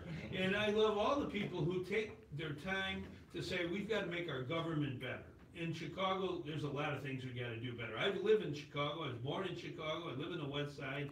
And, when I was seeing the things that happened after the killing of Laquan McDonald, I thought that there ought to be a way for people to speak at the ballot box and tell the mayor, 2 terms, 8 years, that's enough.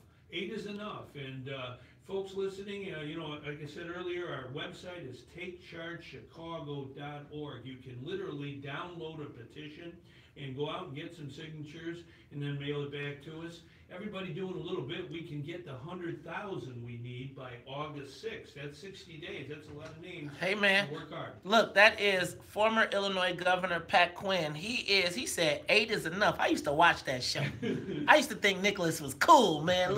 But anyway, Governor Pat Quinn trying to put term limits on Mayor Emanuel this election. 100,000 signatures. Mayor Emanuel might not even get to run. Now, I'm telling you, they got some trickery. I bet you they got a petition drive going right now to squeeze it off the ballot. But we're going to talk about that. Plus, Governor, I got to ask you on air about Me Too in Springfield. You were there. What's going on? It's the Talk Chicago 1690. We'll be back. More of the morning show with Mays Jackson. We'll take some calls, too. All right? So let's make sure that, and I know you know this, but we'll open up, remind the people how they can get it. We'll do just a very quick piece on this. I'm going to move to Me Too, Springfield, the culture. We'll talk about it. Then when we close out again, make sure you let people know.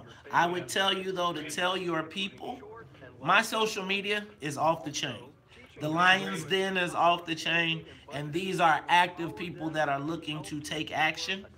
So you should probably go to my Facebook page. They're all asking, they're all saying, look, you got people saying, tell me where. 100,000. And now, can they challenge them? Well, they try, but we're halfway there now. We have 50,000 right now. So we got another 50,000. And with the summer festival season and all of that, and well, hey, don't forget. Look at you. Look at your food. He got props. I told you he's good. He's freaking good. He got his chosen few. I spoke at Frankie Knuckles Memorial. He's a nice man. He's a great man. Those are the kind of things you got to keep an eye on. They had a house music thing down in Millennium Park. Under the stars at Ravinia.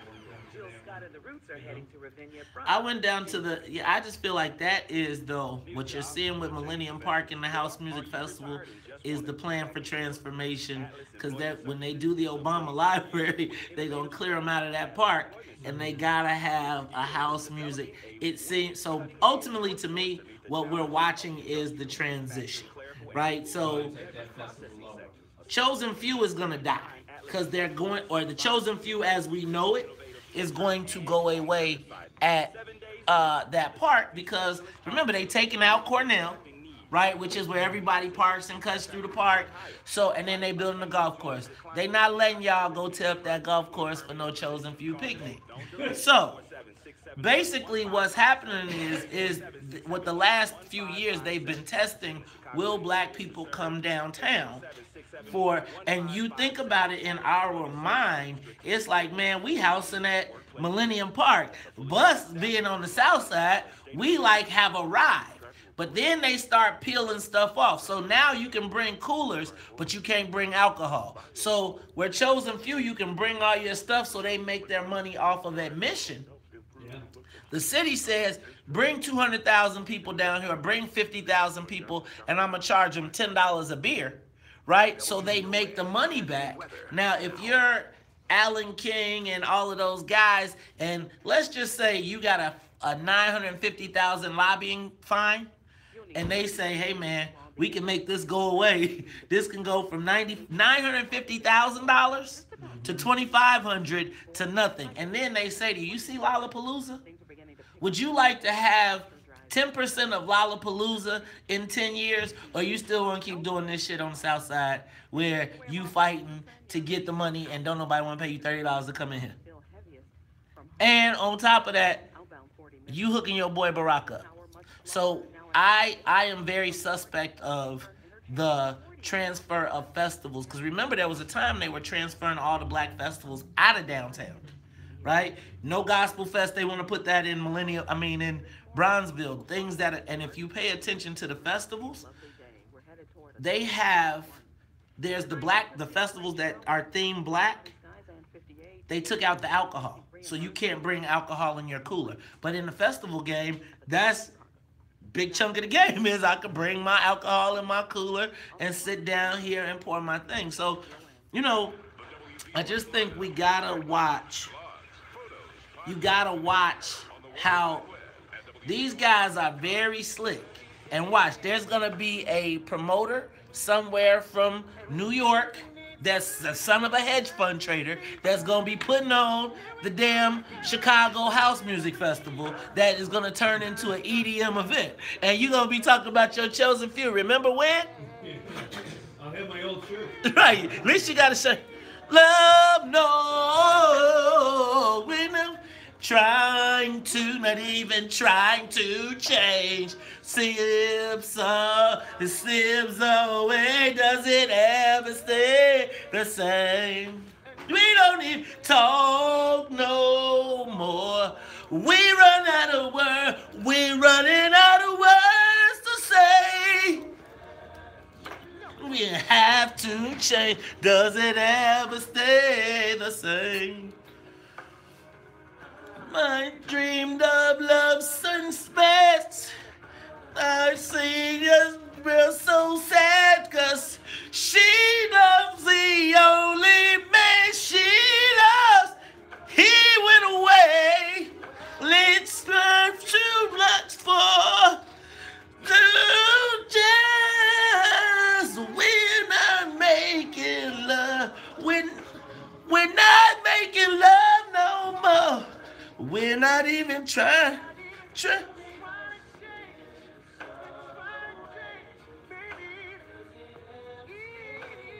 You are tuned in to the Talk of Chicago, 1690 AM. I am your host, Maze Jackson. Sitting in with me today as attorney Ernest B. Fenton. Governor, why are you over there laughing, man? Oh, I think you're good. See, look, Governor, you might be one of the 6 people in the world that think I'm a good singer. Either you think I'm a good singer or you're a good politician, because nobody thinks I can sing. But that was Drew Hill from Soul Food we're not making love no more. That's right, it is Black Music Month, and we are playing the soundtrack of our lives. Governor. Hey, don't forget Mavis Staples. You know, when I was governor, I named it Mavis Staples Day. Good Lord, Governor. You was hooking up the brothers and sisters when you was in office. But right now, I think you got the ultimate hookup. Right? This ultimate hookup, 8 is enough. I'm telling you, you should have made that the line. No, but this clipboard is a way to strengthen the votes of everybody in Chicago. Basically, what we're trying to do is term limit the mayor. We have that on the back of our clipboard. The mayor has had 2 terms, and under our proposal, a binding referendum, voters would vote in November to say that's it. 8 is enough. You can't run in February. You're not eligible to run. And this has been done in other cities in Illinois. It's been done around the country in big cities like New York and Los Angeles. We got to do it in Chicago. Chicago is the only big city without term limits on its mayor, and we need to get 100,000 signatures by August 6th to put it on the ballot in November and let the people speak. So, Governor, you know what? We'll come back to that. But look, you are the governor of the state of Illinois, and at 8 o'clock, we're going to have John Cass, Christian McQuarrie, as well as Tamon Bradley, and we're going to have a roundtable about what this Me Too thing means. But yesterday, can you explain the gravity of Tim Mapes, Chief of Staff of Mike Madigan, being fired from everything? Because I don't know if our audience really gets it. So maybe you can put it in perspective. Well, this particular person, Mr. Mapes, I guess was fired yesterday or resigned, and he was obviously a key person in the legislative branch of government. He was the chief of staff of the Speaker of the House, and you know, that's going to change things, hopefully for the better. We've got to make sure that everybody is respected, has dignity, is never harassed or in any way hurt or bullied in Springfield or anywhere else in Illinois. And I think that was a step yesterday by a very courageous woman who came forward and told the truth, and hopefully justice will be done. Governor, why does it seem like, you know, we've both been in Springfield, and we've seen a lot of what's happened. We know the locker room mentality is real. But let me ask you a question. Why does it seem like there seems to be a dearth of women legislators standing up for their, I mean, I see them when they, you know, when it's a women's march or something, but right now it seems like Kelly Cassidy's been out there by herself, this young lady, this Elena Hampton. Where are the women champions of their sisters in the legislature? Well, I would hope that the fact that yesterday the woman who came forward and others who have come forward already will inspire all people, men and women, who have been bullied or any way treated wrongly to speak out and straighten this out. You know, it's not right, and I think it's very important that in a democracy, nobody be bullied and nobody be harassed. So I think hopefully this courage of individuals coming forward in the last few days will encourage others to tell the truth. Attorney Fenn, you got anything for? No, very well said. You know what, Governor? So speaking of, you know, bullies, let's get back to this petition drive. Because, you know, speaking of bullies, man, you know, Mayor Emanuel, he's not like the most warm and fuzzy guy. Doesn't seem, for some reason, it doesn't feel as though he likes regular Chicagoans. And this is subjective, right? I feel like he feels like he's better than us in so many ways. And there's an aloofness about him that I feel like has not come off since in 8 years. I feel like he's got all his rich friends from New York.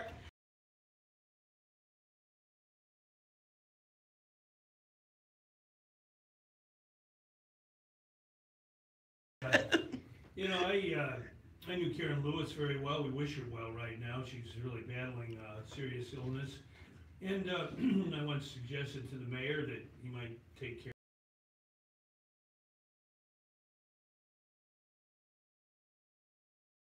of my recommendation, and I think he used very bad language in talking to Karen the first time, and she said, my husband's never talked to me that way, my father never talked to me that way, and Rahm Emanuel's not going to talk to me that way. So hopefully he learned a lesson from that. All of us make mistakes. But I think, you know, one thing that really bothered me is, the City Hall did not comply with the Freedom of Information Act after the killing of Laquan McDonald. They delayed, and it took months and months. A young fellow I know, Will Calloway, filed the Freedom of Information Act to get that video. Shout out to Will, who's been in Paris. Yeah, well, whatever. But the facts are that we finally got the truth much after the last election for mayor. And I think that underlines the importance of having a term limit on the mayor. The mayor may have a lot of money, he may have a lot of rich folks who give him money, but nobody should be in office forever. And our country, George Washington, 8 years was enough, and I think that's what we ought to do for the mayor of Chicago. Ladies and gentlemen, that voice you hear in the background is former Illinois Governor Pat Quinn. Hey, y'all, he got a plan. He said 8 is enough. Governor, I was going to tell you it's time to wrap, but you got these phone lines lit up. You got a few minutes to talk to the callers and listen to what they got to say. Hey, it's the WVON Morning Show. Maze Jackson, attorney Ernest B. Fenton, Governor Pat Quinn. Stay tuned because we got a reporters roundtable to knock your socks off. It's the Talk of Chicago 1690. We'll be back after traffic and weather. Live from the Woo! You got a lot of heavy hitters coming at 8 o'clock. You know what? Over time. So unless I wasn't listening, where are these people to go to sign these petitions? Yes. Well, the best bet is to go online and download a petition. So takechargechicago.org. That's our website. Takechargechicago.org. Thank you. That's a website. Oh, our phone number, people can call that. Let me give it to you right here. You can just take this. This is our phone number. And a lot of folks call and, want to sign or pass a petition. Okay. They can call that number too. All right. Yeah. Where's your office located? Homewood. Oh, out south. Yeah. We serve all of Cook County, a lot more oftentimes at Daly Center and all the surrounding circuits. Yeah. Yeah. You have general practice of law?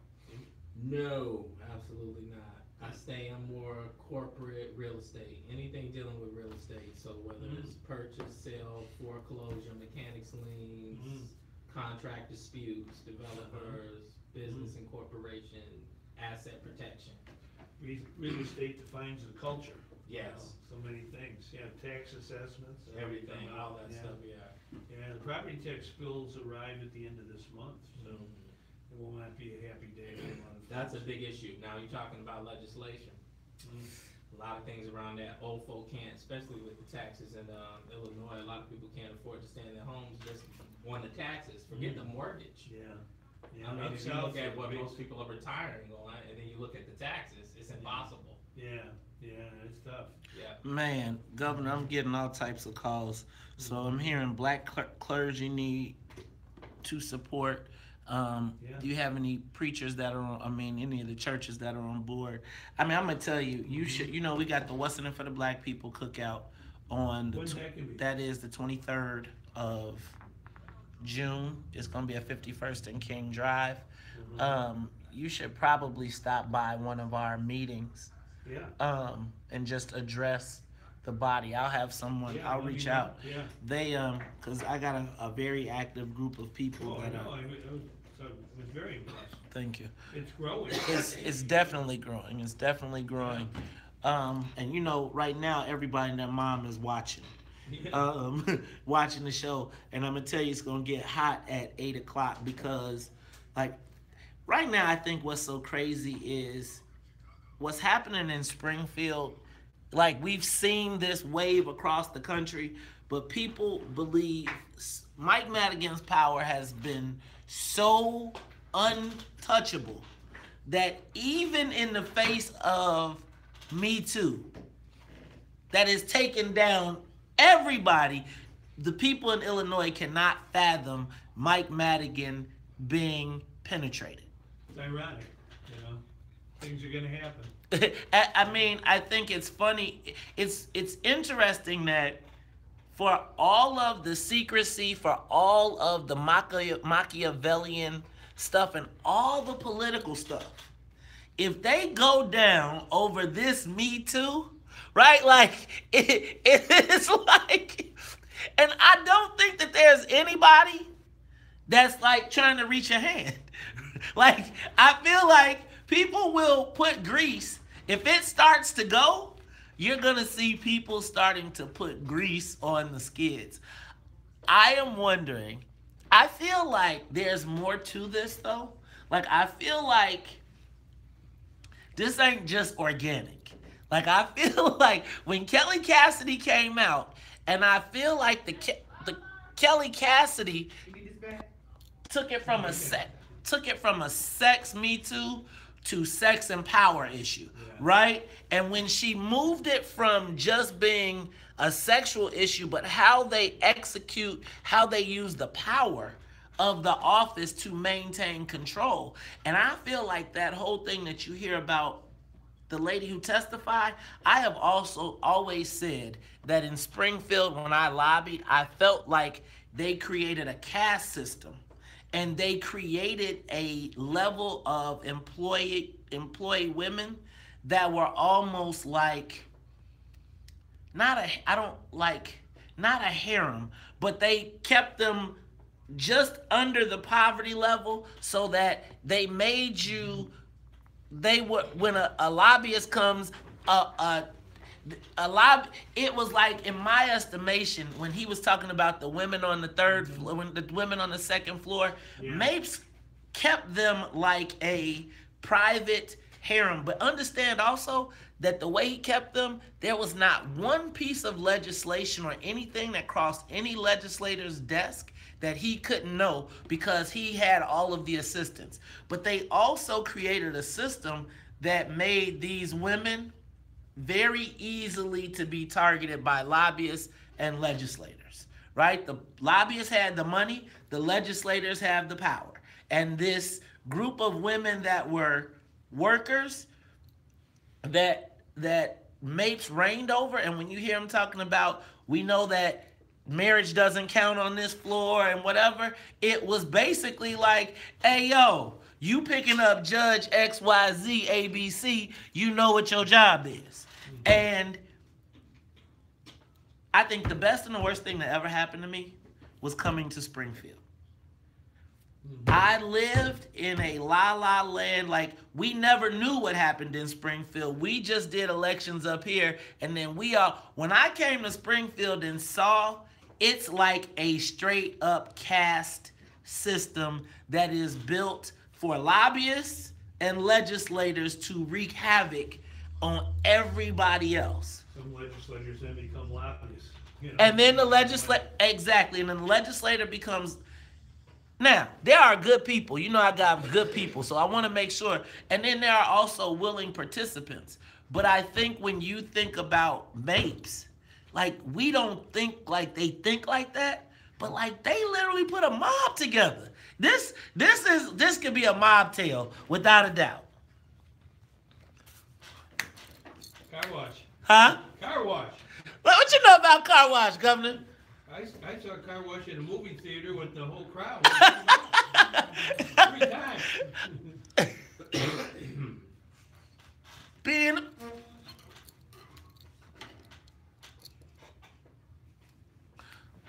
look at them ladies back there. Car wash. Whoa, whoa, whoa. Come on, y'all, let's sing it with me. Car wash. Car wash, yeah. You are tuned in to the Talk of Chicago, 1690 AM. I am your host, Maze Jackson. Attorney Ernest B. Fenton sitting in the studio with me today, and we got former Illinois Governor Pat Quinn. Governor Quinn, now I know that this is Black Music Month, and I told you, I heard a rumor, you got some soul.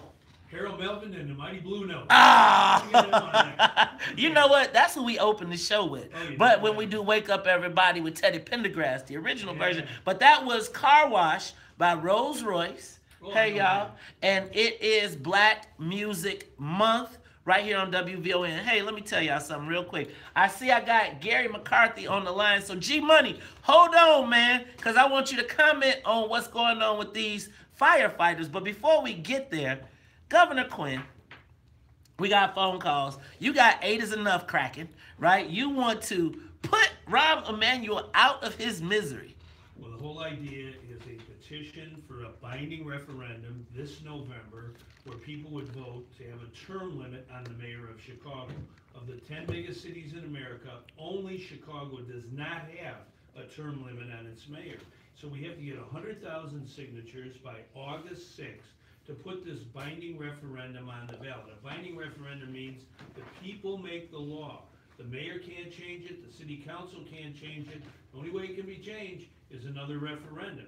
So it's time to have the voters speak in Chicago. And it seems to me, Mace, that for folks who aren't happy with the way things are going, this petition drive, we call it Take Charge Chicago, to put a term limit on the mayor, 2 terms, just like the president has, and all these other mayors. This is the way to go, and it's grassroots democracy at its best. Governor, I'm going to tell you who you should probably call right now. You should call the Dailies, because they probably help you out real good right now. Real good. Hey, but let's go to the phone lines, because you got a bunch of callers. Let's go to, let's go to Ronald. Ronald, you want to talk Chicago? All right. Ronald, you're talking to Governor Pat Quinn. Let me say this, Maze. Quinn is a joke. Where was he at during the time that all this was going on? He sit there and let Michael Madigan take over the state, and he did nothing. Now he wants to sit there talking about giving a term limit. My thing is to that is, if you don't like him, get out and vote. What's the use of going around getting a referendum for what? We got a referendum for elected school board. It was nothing done about it, and he didn't try to push that. See, Governor, that's the thing I'm saying. But people feel like they got tricked on these referendums. Yeah. Number one, the referendum for elected school board was advisory. This one is binding. It's in the Illinois Constitution. Number two, I was the plaintiff in a lawsuit, both at federal and state level, to require the city to have an elected school board. The court, the federal court and the state court said, no, you can't have an elected school board because it's the mayor who appoints these people. If you don't like the mayor, change the mayor. So that's one of the reasons we're doing a term limit that's a binding referendum on the current mayor and all mayors. This is what other cities have done, and we can do it by petition and binding referendum. When I was governor, I did nearly 5,000 clemencies. When you say I didn't do anything, I put a lot of people who were in jail back in freedom. Talk to Howard Morgan or Tyrone Hood or many other people who were not treated properly. I spoke up for them, and I'm proud I did. All right, let's go to Ron. Ron, you're on the Talk Chicago 1690. You're talking to the former Illinois Governor Pat Quinn.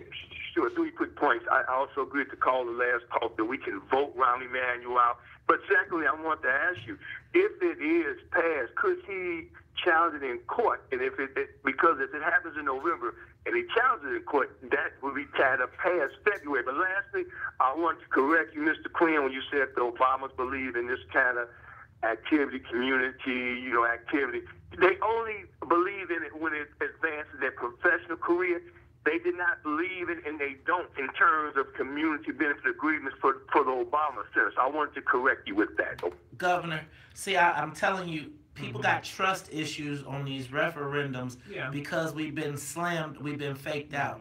Go ahead, answer this question. Well, in Broadview, suburb, they put a referendum on the ballot to term limit their mayor. It was on the ballot in November of 2016. It was upheld by the Illinois Supreme Court, the highest court in our state, and so there's no way the mayor or the city council or anybody else can challenge a binding referendum that the people pass to term limit the mayor's office and say 2 terms are enough.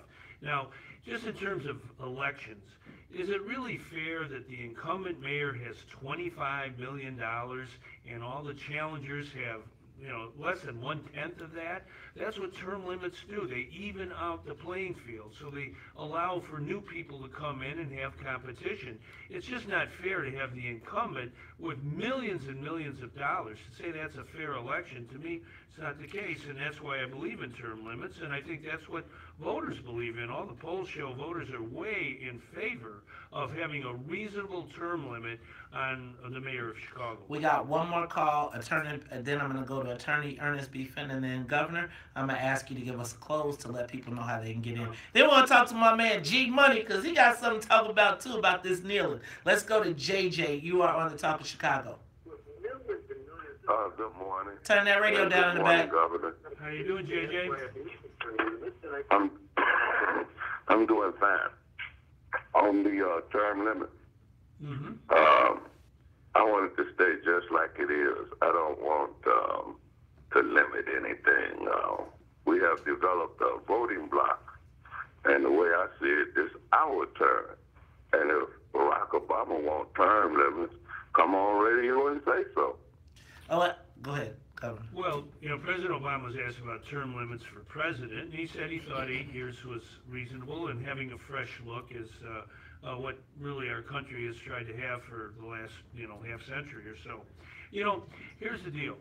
I think we ought to at least have a debate on this issue, if it's on the ballot in November, on whether or not we should have a 2-term limit. 8 is enough for the mayor of Chicago. I think that's healthy. I think that people want to have this debate. Instead of having a situation where the mayor of Chicago now tells people what the rules are, why can't we, the voters, tell the mayor what we think the rules should be? And that's, I think, a very healthy exercise in democracy. But you, Governor, you keep talking about democracy. This is Illinois. Ain't no democracy in Illinois. Illinois ain't ready for democracy. I was told that 35 years ago that we couldn't have a citizen utility board. We put it on the ballot. It passed. It's now the law of Illinois for more than 3 decades. It takes on big utilities. And I think we've got to have that same kind of debate about our city government. Is it really working for the 99% of the people who aren't millionaires? I don't think so. And I think what happened in 2014 and 15, where a video was kept, away from the public's eyes for almost a year, that wasn't good. And I think there ought to be a term limit on the mayor to prevent any of those kind of things from happening again. Attorney Fenn. Yeah, it's a question of, is it good policy? I think it's good policy. I don't think anyone, they say absolute power corrupts absolutely. But what we don't want to do is make this a quote-unquote a pretext for ousting Rahm Emanuel. We already, and it doesn't have to be that way. So first question is it good policy? If you believe it's good policy, just let it be good policy. As a consequence of good policy, then too, for those who don't desire Rahm Emanuel to be the mayor of Chicago, it will eliminate that. And for those who believe in democracy to the extent that they want Rahm Emanuel to run for mayor, then that question will be answered based upon the voters' desire with respect to the referendum. Tell the people how they can, if they want to get involved, tell them how they can do it. If you want to get a petition, the phone number is 773 area code 999-2016. 773 area code 999-2016, and we got a website. It's called Take Charge Chicago, takechargechicago.org. Come online, you can download the petition. We got to get 100,000 signatures by August 1st to do what Ernest just said.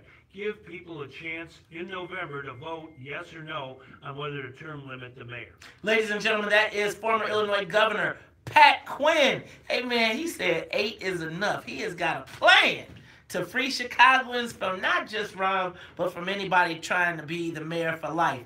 Now, when we come back, we are going to be talking to Gary McCarthy, former former Chicago police chief. You know what? There was a football game, and a brother took a knee.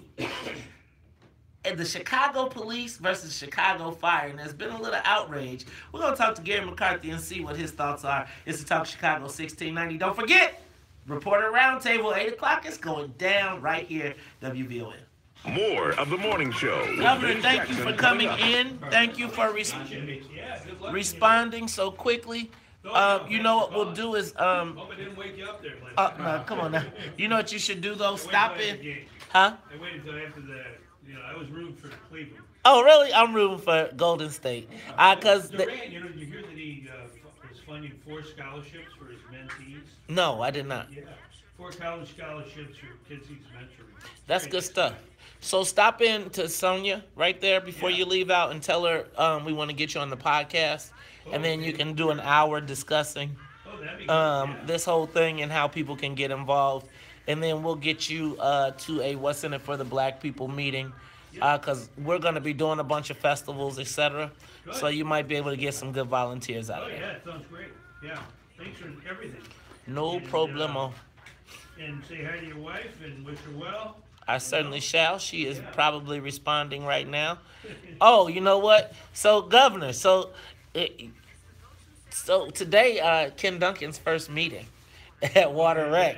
Yes. Now, let me ask you a question. Does the governor appointed him? He can't fire him, though. He doesn't have any. So Ken can stay in that spot till the end of the thing. Whatever determines it. it. Big fight over whether somebody who wants to write in, whether they are. That's the Cam Davis. What do you think is going to happen with that Cam Davis situation? It'll be a lawsuit. It's hard to figure that one. But I appointed Mariana Spiropoulos. He had finished 4th in the election, so I figured that would be fair. But it'll be kind of murky whether or not the appointee or the elected person, you know. So, Governor, is the party? Are we getting ready to see massive change? I think so. I think the voters want it. It's time to give them a chance to do it. What do you think? This Madigan thing, though. Well, I think that, you know, too much concentrated power, whether it's in the mayor's office or speaker or governor or whatever, it's always better to have more power in the hands of everyday people.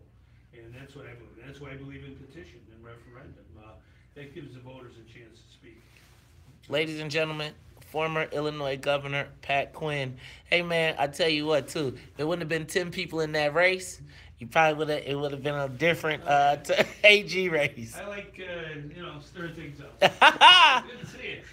Yeah, you good man. Thank you, man. Okay. All right. Hang in there. Stop in and talk to Sonia so we can get you on the schedule. So. Yeah. I'll tell her that. I think the mayor's having a conniption this morning. Hey, y'all see he had all them people calling in? He lit up the phone lines, filling up the calls. But they got to start giving people better scripts. Take a moment, share the broadcast. Power Show broadcast. Power. Y'all enjoying the show? I hope so. Hope we're giving you some good stuff. What up, Quasi? Yes.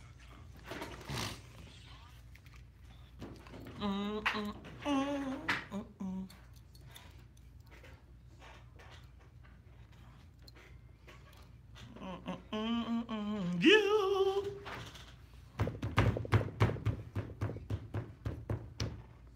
The way love goes. A rising tide raises all boats.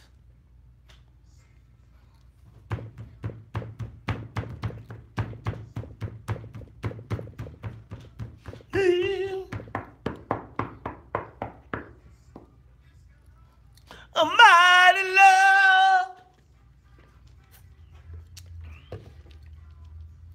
Mighty love.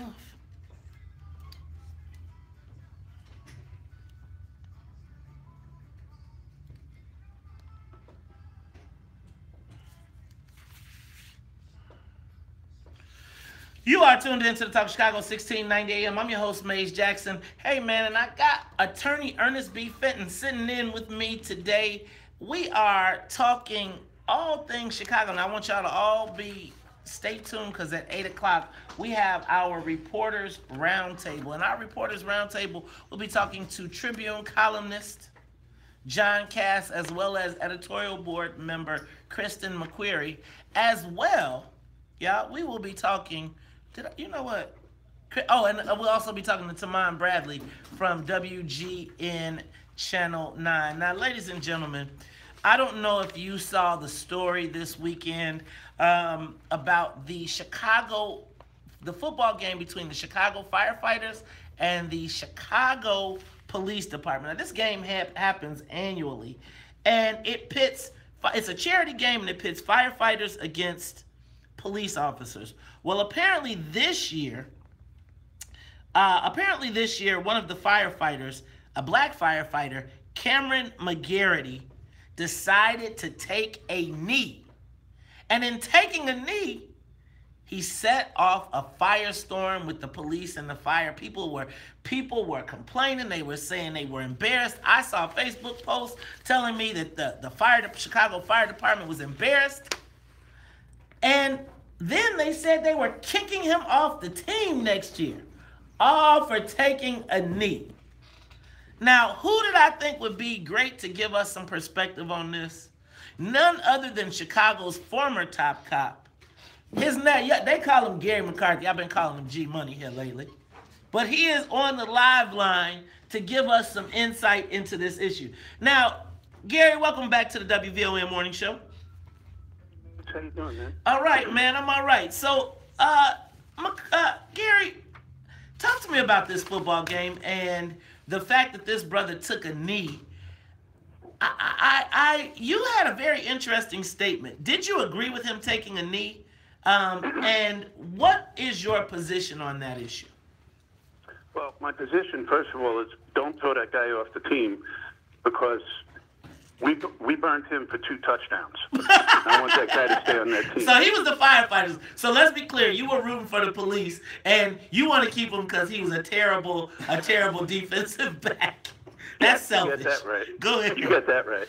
Well, you know what? The best thing about this, before we go down that road, is the CPD is going to be playing the team that I played for almost 20 years on, the NYPD, on June 23rd for the national championship. Who are you rooting for? The national. Who are you rooting for? I'm going to be rooting for Chicago. You better have. But I'm looking forward to seeing some of my buddies. Okay. So, but here's my position, Mays. And I said this during NATO. You know, it's a First Amendment right. I believe in the Constitution that people have a right to protest. And if you recall, what I talked about was we were going to be intolerant of criminal behavior. However, we were going to protect people's First Amendment right to free speech and protest. And that's what we did. And that's my feeling here.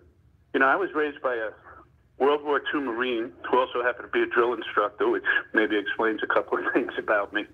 He instilled in us a reverence for the flag, for the country, for the Constitution, for the things that, you know, a lot of his friends got killed fighting for. He was in the regiment that raised that flag on Mount Suribachi, that iconic photo that everybody's aware of during World War II. You know, he landed on Iwo Jima with 44 men in his platoon, and only 2 guys walked off the island. So he believed very strongly in the values of this country and the flag. And he instilled that in us, and I carry this today. So personally, I don't like it. I don't like the method of protest. I'm certainly sympathetic to the plight. You and I have had this conversation. There's a social economic divide in this country that's not being addressed. And I'd still defend his right to do it. So it's personal. My personal opinion, I'm not good with it. My professional opinion is it's his right. So let me take the helicopter up real quick, Gary. Donald Trump, the NFL players have come. The NFL players have decided that they are not going to. Excuse me. NFL decided players cannot take a knee, but they cannot if they don't come out of the locker room. It's okay. What's your position on that? I mean, same thing. Same thing. And I said this a couple of weeks ago when this controversy kind of jumped up again, because the owners had meetings and were trying to address it. I thought they should leave it alone. I mean, I was at the Pittsburgh Bears game last year when Pittsburgh didn't come out of the locker room, and there's the left tackle on the Steelers is a guy named Villanueva, who is a decorated Army veteran who served a couple of tours in Iraq, who graduated from West Point, and he came out by himself, and he saluted the flag. There it is. He went back in the locker room and apologized to his team. Now, it's such a fine line to walk. The bottom line is, you know, that guy was put in a very awkward position, but I respect his right to do what he did. So I don't think the owners should have gotten involved with that. I think you should leave it alone. It doesn't mean that I agree with it. It doesn't mean that it's okay. But I also remember the 1968 Olympics when those 2 guys, and I forget their names, Tommy something, they did the salute when they were getting their medals, talking about the issue that long ago. And the issue still exists. So I want to address it as mayor. I want to address this divide that's going on here and try and get a, you know, we always talk about celebrating diversity. How about we celebrate unity? So here's the deal with the NFL, right? I've talked about this on my show. First off, I'm of the mindset, don't get mad, get even. That's number one. But unfortunately, the issue regarding the kneeling with respect to the NFL is that the players are employees, and when they are playing on game day, they are doing so in their capacity as an employee. So it's not a constitutional issue per se. It's an employer-employee issue, and the employees and the employer, their relationship is codified under what's called a collective bargaining agreement. And so then the owners, the rich guys, the billionaires, they get to make the rules. He who has the gold makes the rules. So the players need to even the playing field and then start to leverage the gold that they have or their ability to affect the gold of the owners. Hey, y'all, that was Attorney Ernest B. Fenton. On the live line, we got Gary McCarthy. Gary, I don't know if you heard, we had Pat Quinn. He's got a petition saying that he wants to stop the mayor from being able to run. Are you going to help him with that petition drive? You know what? I agree with it, but I'm not going to do that because I want to go up against Ron Emanuel head-to-head. Oh. Just like I want that firefighter to stay on the team. Hey, that was Gary McCarthy, ladies and gentlemen. We'll be back after news, traffic, and weather. Don't forget, the Reporters Roundtable next. The talk of Chicago and the voice of the nation. Sometimes I was just trying to get you to just jump and cut him off because he'll keep talking. I see. Right? They ain't, and especially with not being on air. Did we get John?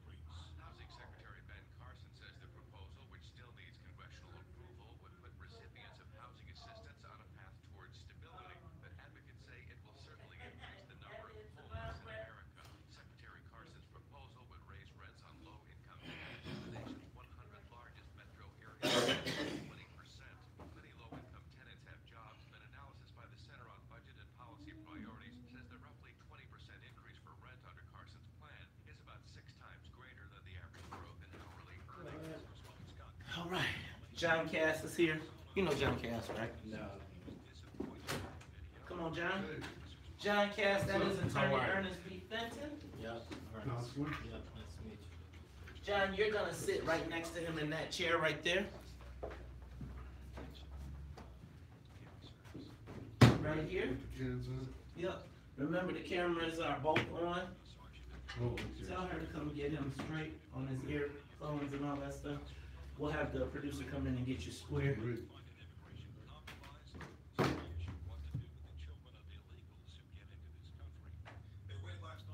Put those on, see how you hear.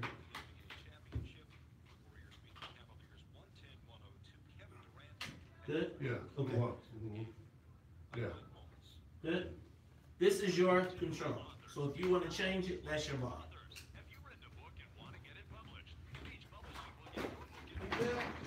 Yep, so you got Tamana and Kristen. I keep wanting to call her Christian. Kristen and Tamana are both on the phone? Yeah, Tamana said he was going to come in. I don't have... Oh, he's coming here. Well, let me give you... No, he said he's going to call in.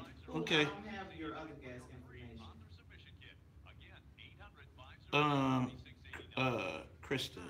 Here, let me give you... You get Dr. Whitaker calling in for Charles's choice, too. Okay.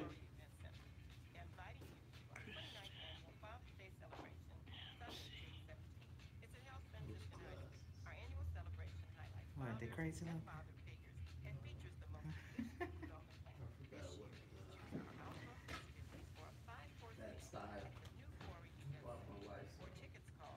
I have been going crazy over glasses since it's just reading glasses. Buying all kind of stuff. Wait. Who's TV? Oh, that's Bradley. She put TV. Oh, Tamana Bradley. Tell her to put the name. I need the names because sometimes I have mind freezes and then I forget. Okay, so right. what are you doing with Kristen? I'm trying to give you Kristen's number. Hold on. Here. It's in my... I know she was doing damn prof this morning. Okay. This is her number. Right now.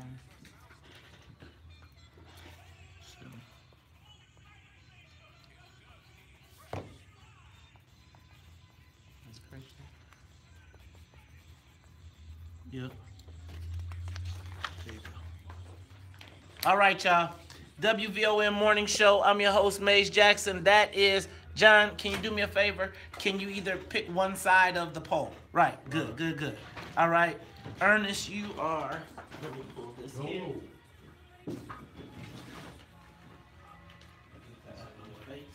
So you can be seen. And when I turn the cameras, y'all both on the same shot. All right. Man, we got a great show, y'all. So look, this is John. How you feeling, man? They taking away your. I know. I wrote all about how today. So where are you guys moving to? Prudential. I can't believe you're going from that building. I cleaned out my office, because I know you want the round. I want the. I thought you were gonna bring it. I could think it would have been right here in the broadcast. I love you, man, but not that much. I can't leave. It's like letting the Mona Lisa out of the loop. Right? I'm coming down to the printer's row so I can go find out what happened. Betty's like, it's following me. It's following me. She's like, are you gonna hang it up there? I'm like, pour myself a drink and I go, honey, I've spoken.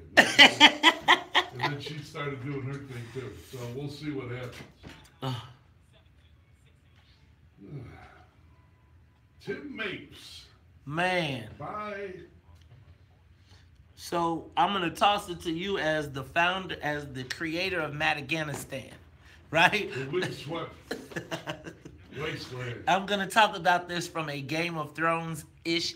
So the King's Guard. Exactly what this is going. The King's Guard is now decimated, right? No one would have thought that. What was the father? Cause who? Tyrion.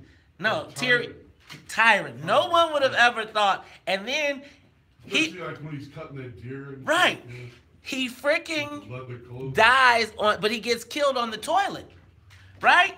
Think about this. If Madigan, for all the stuff that Madigan has done, if he goes down over a Me Too issue, it would be literally the same thing as being killed on the toilet. Where are all these women that were wearing the pink hats and all their boyfriends? Skinny white boys in fleece, drinking the Americano. Exactly. Where are and where? Maybe you see them in campaigns. Right. Where? You've been listening. Damn. Once you guys put Mr. Big Stuff. Hey, John, call Mr. Big Stuff on when Betty said put Mr. Big Stuff. I was hooked on your show. We just played that today too. Oh yeah, because who do you think you are? I just was taught that number. Make sure I did, because I have dyslexia. Studio. You always do it in the studio. Maybe it was a small Kristen. studio. Wait, what am I doing? I'm looking for Kristen McQuarrie. Dr. Whitaker called in. Okay, 773. Is it 312? Oh, it's 312. I'm sorry. Caller. Yeah. Okay. 312. Oh. It's yoga time.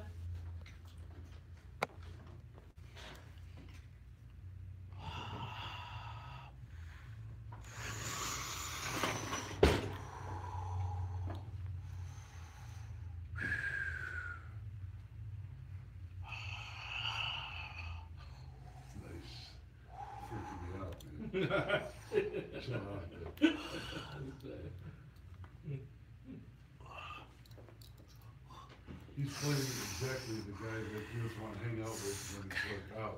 Come on. What are you doing? Maze Jackson, man. It's for the camera, man. It's a show. You're not doing down dog. You gotta do some. Where's yours? Yeah. Hold on. Right there. That's my Mutsu yoga. Mutsu yoga. 5. Take 5. Uh-oh, John Cass on the yoga move. Where's your downward dog, man? What's going on? Look at Sonia's got hers. You got sensory overload going.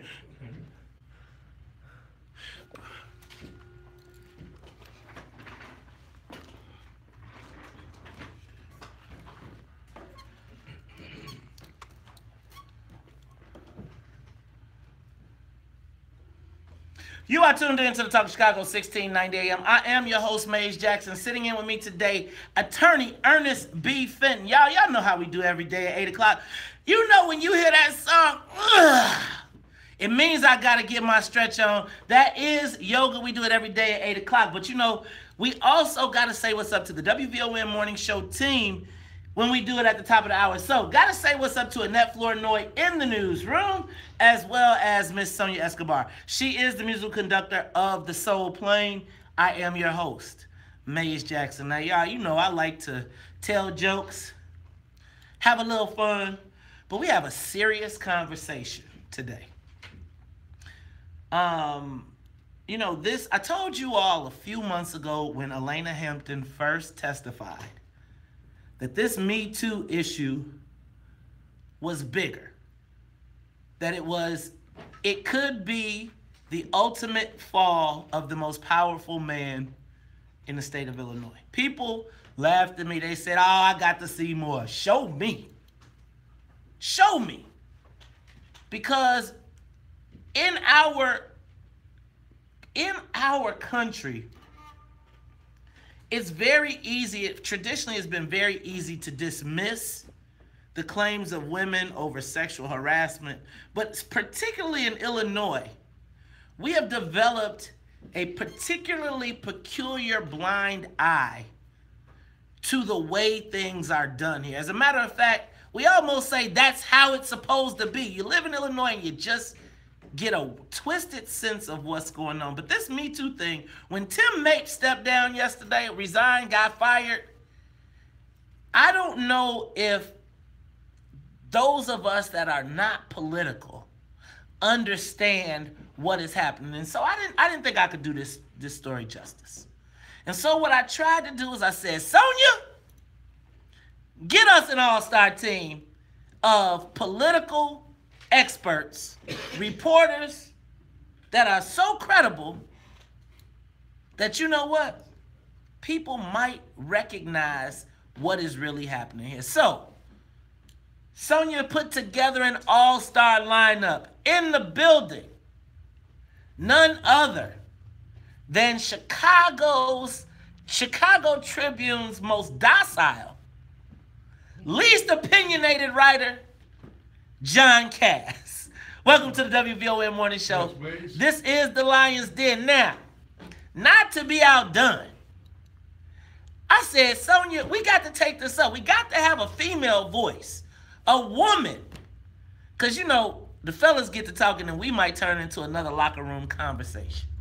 So to keep us straight, to get it right, we have Chicago Tribune editorial board member Kristen McQuarrie on the phone. Kristen, welcome to the WVON Morning Show. And y'all, last but not least, let me just be clear. You know, when I broke my story, when I needed someone to break the story about my listening tour, there was nobody that I would go to first than WGN political reporter, I'm going to call him the editor, regardless. Tamon Bradley. Welcome to the WVON. Welcome back, my brother. How you doing? Doing well. Good to be with you, Dave, Cass, Kristen, Ernest. Good morning, everybody. Good morning. So, y'all, let's do this very quickly. Let's break down the Illinois Me Too situation. Who wants to break it down? Maybe, do you want to do it? Or do you want to, let's have Kristen. Kristen, you were formerly known as the State House Chick, right? That's your Twitter handle, as a matter of fact. Talk to me about what is going on with this Me Too movement, and has it moved from playtime to serious? You don't get any closer to Mike Madigan than Tim Mapes, his chief of staff, who was forced out within hours of a woman coming forward yesterday and saying that she felt that she was being sexually harassed. So, yes, that sort of took what was a gurgling story and amped it up about 100 degrees because Madigan forced out his right-hand guy. This is his gatekeeper. This is his closest confidant. This is the guy who keeps the trains running on time in Springfield. And he's also Madigan's hatchet man. And now he's gone. so, yes, now this is, the focus is on Mike Madigan and whether or not he can survive, or whether some of these female lawmakers who've been really quiet, I must say, disappointingly so, whether some of them will come forward and say, no, we need to clean house completely. John Cass? Why is that? Why, was it only yesterday that Democratic women gathered, the political kind, not the regular people, but the political type, gathered and marched, and they wore they had their little boyfriends wear pink fuzzy hats, and they're marching around about ERA and so forth. And now that Madigan has a problem, crickets. Why is that, Kristen? I don't get it. I've been really disappointed, honestly. They have been so quiet, and I mean, this is a group of progressive women who, in February, all wore black on the day of Governor Rauner's State of the State address to show solidarity. Some of them, when Madigan's not majority leader, but his floor leader, Lou Lang, also had sexual harassment claims against him, they were standing next to him and kind of discrediting the accuser within hours. So I think this speaks to the fact that Madigan and Tim Mapes still have a lot of control, or they did, in the General Assembly. A lot of people have their families' jobs owed to these people, and so they're very quiet. It's been really disappointing. Now let me bring Taman Bradley. For those of you that don't know, Taman is the political editor at the WGN. Taman, what is the climate right now among legislators? You're right there on the ground. Talk to me about what are legislators saying? Are you hearing buzz? Is there the thought that this could be the move, or are they still holding on to the belief that Mike Madigan is all-powerful and omnipotent and will come through this again? Well, I think the reason that they're not speaking out is because they are, in fact, afraid of Speaker Madigan's power he's had for more than 30 years.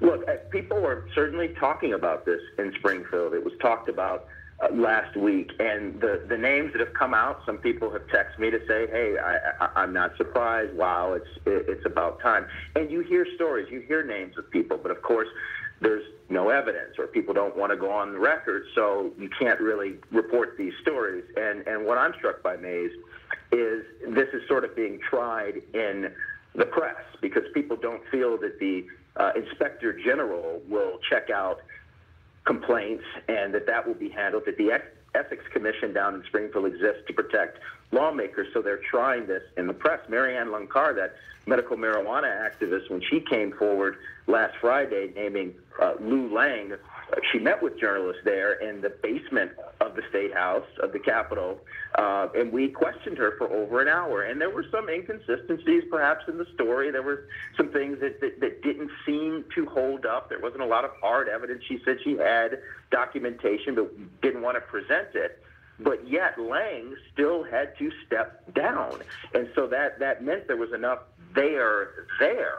And so it's being handled in the press. It's being handled in the court of public opinion, because people who feel like they've been harassed don't have a way to air their grievances and to have this addressed. Let me stop you right there. Look, that is Taman Bradley. He's the WGN political editor. We got John Cass. He is columnist, Chicago Tribune. We have Kristen McQuarrie. She is on the editorial board of Chicago Tribune. Plus, attorney Ernest B. Fenton to keep us all legal. It's the WVON Morning Show. We'll be back after traffic and the weather. More of the morning show with Maze Jackson coming.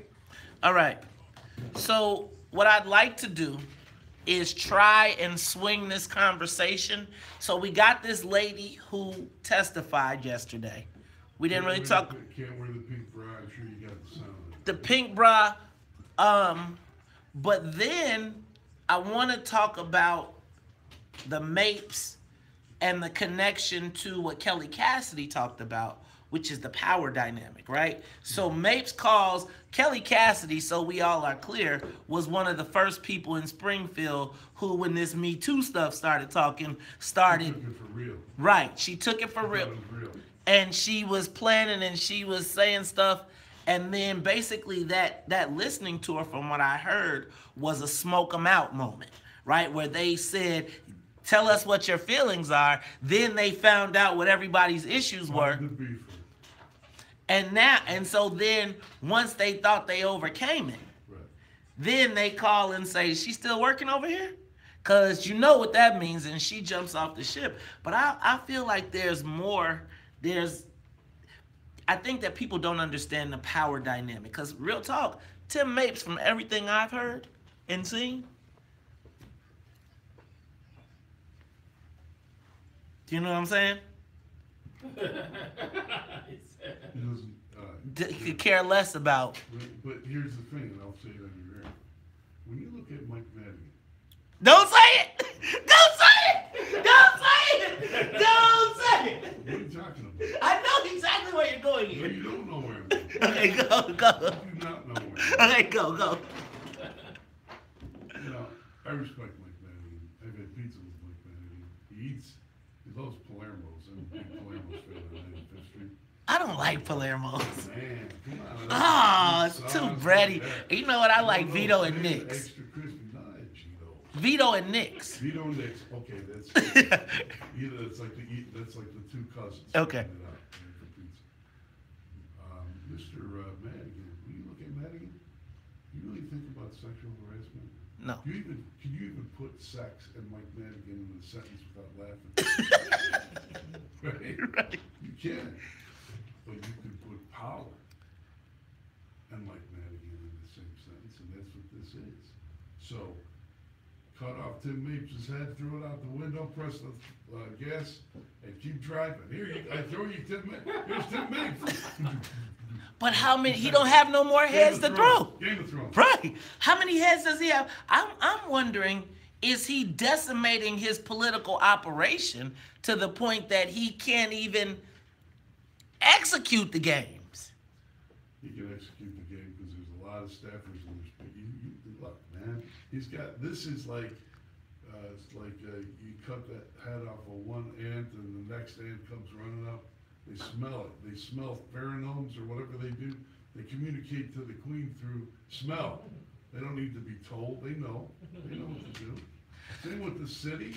You know, the thing that I thought about, though, John, in this whole thing, because I agree to an extent, like next man up, the problem is that the people that he's been whacking are like the trusted confidants. Yeah. And my concern is that, like, you know, he keeps so many things so close to the vest that, can I trust you now? And now that he's whacking people for not even being guilty, but for accusations, it's like if you looking around, you start saying, shit, he might whack me. This reminds me of Monty Python, The Dark Knight, right? When the Dark Knight is the Black Knight, I stand here, and he got all his limbs cut off. Nothing show that, or it reminds me of the movie Goodfellas. After the robbery, and he starts. You gonna buy a pink Cadillac? Right? We're back.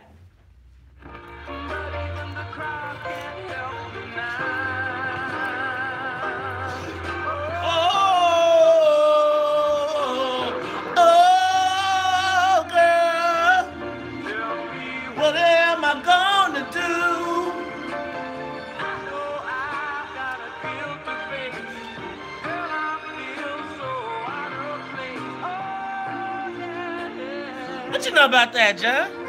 You know about that? Oh, no, here we go. We're gonna come on.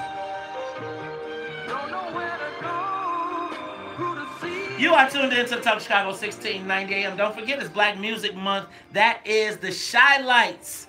Old girl from Crooklyn, John Cass. What you doing, man? I seen you in there singing. You know the words to that? Listen, in the day, before phones were on, before people used phones. Talk to the mic. In the day, before people used phones, you drive around, you break up with your girlfriend, drive around the streets, drive up 95th Street back and forth, hitting the radio to find the sad song. You hit the buttons, right? I find another sad song. Oh, Oh, girl. Ladies and gentlemen, that voice you hear. Georgia. Oh. Hey, wait a minute, you're ruining your curmudgeonness. Because you got sensitive, right? Let's talk politics. Ladies and gentlemen, that voice here in the background is Chicago Tribune columnist John Cass. Hey, attorney Ernest B. Fenton is sitting in with me. I got Kristen McQuarrie from the Chicago Tribune, as well as Tamon Bradley. He is the political editor at WGN News. Now, you all, I say that this Tim Mapes thing is a insider game, right? And I don't know if all of our people understand, but last week we saw Kelly Cassidy come out. Was it last week or 2 weeks ago? We saw Kelly Cassidy come out and say that this same Tim Mapes, after she had complained about the Me Too, called her job at the sheriff's office and said, hey, are you still working there? Now, nobody really got that when it happened. Can somebody on this line kind of explain now, put that in perspective as to what happened? Maybe you, John? It's called muscle, and it's called threat, okay? Everybody knows if you step on a line, somebody comes and tells you you stepped on a line and you're done. But he didn't, all he said was, does she still work there? He didn't threaten her job. Madigan's man is calling to see if she still worked there. That's, people don't need they don't need a contract, or they don't need a sign with a lot of words behind it. That's not how it works. Guy calls up, says, hey, she's still there. That's all you gotta say. This is like the Democratic Party in Chicago, Illinois, is very much like the outfit. You don't need to make a big statement. All you gotta do is pick up the phone. And you still working there? In the Game of Thrones, they say what is known need not be said. So a lot of Varys the spiders in this business.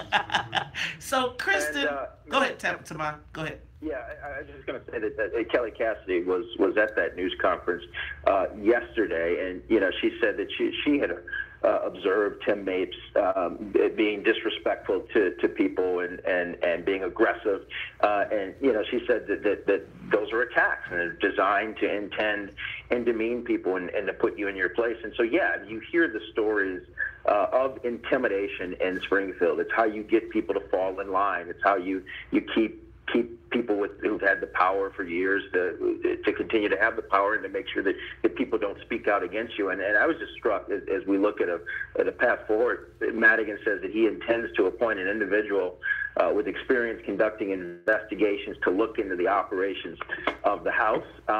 You'll be curious to see when and if that actually happens. His daughter can't do it. John, Kristen, do we buy that though? It seems like this guy is almost like tone deaf. Like he's been doing the same thing. Imagine if Erica Harold, instead of Mike Madigan's daughter, was the Attorney General. What if Erica Harold were the Attorney General? I think you'd have a different deal going on. You wouldn't have to, well, let's have an independent investigation. No, it would be done.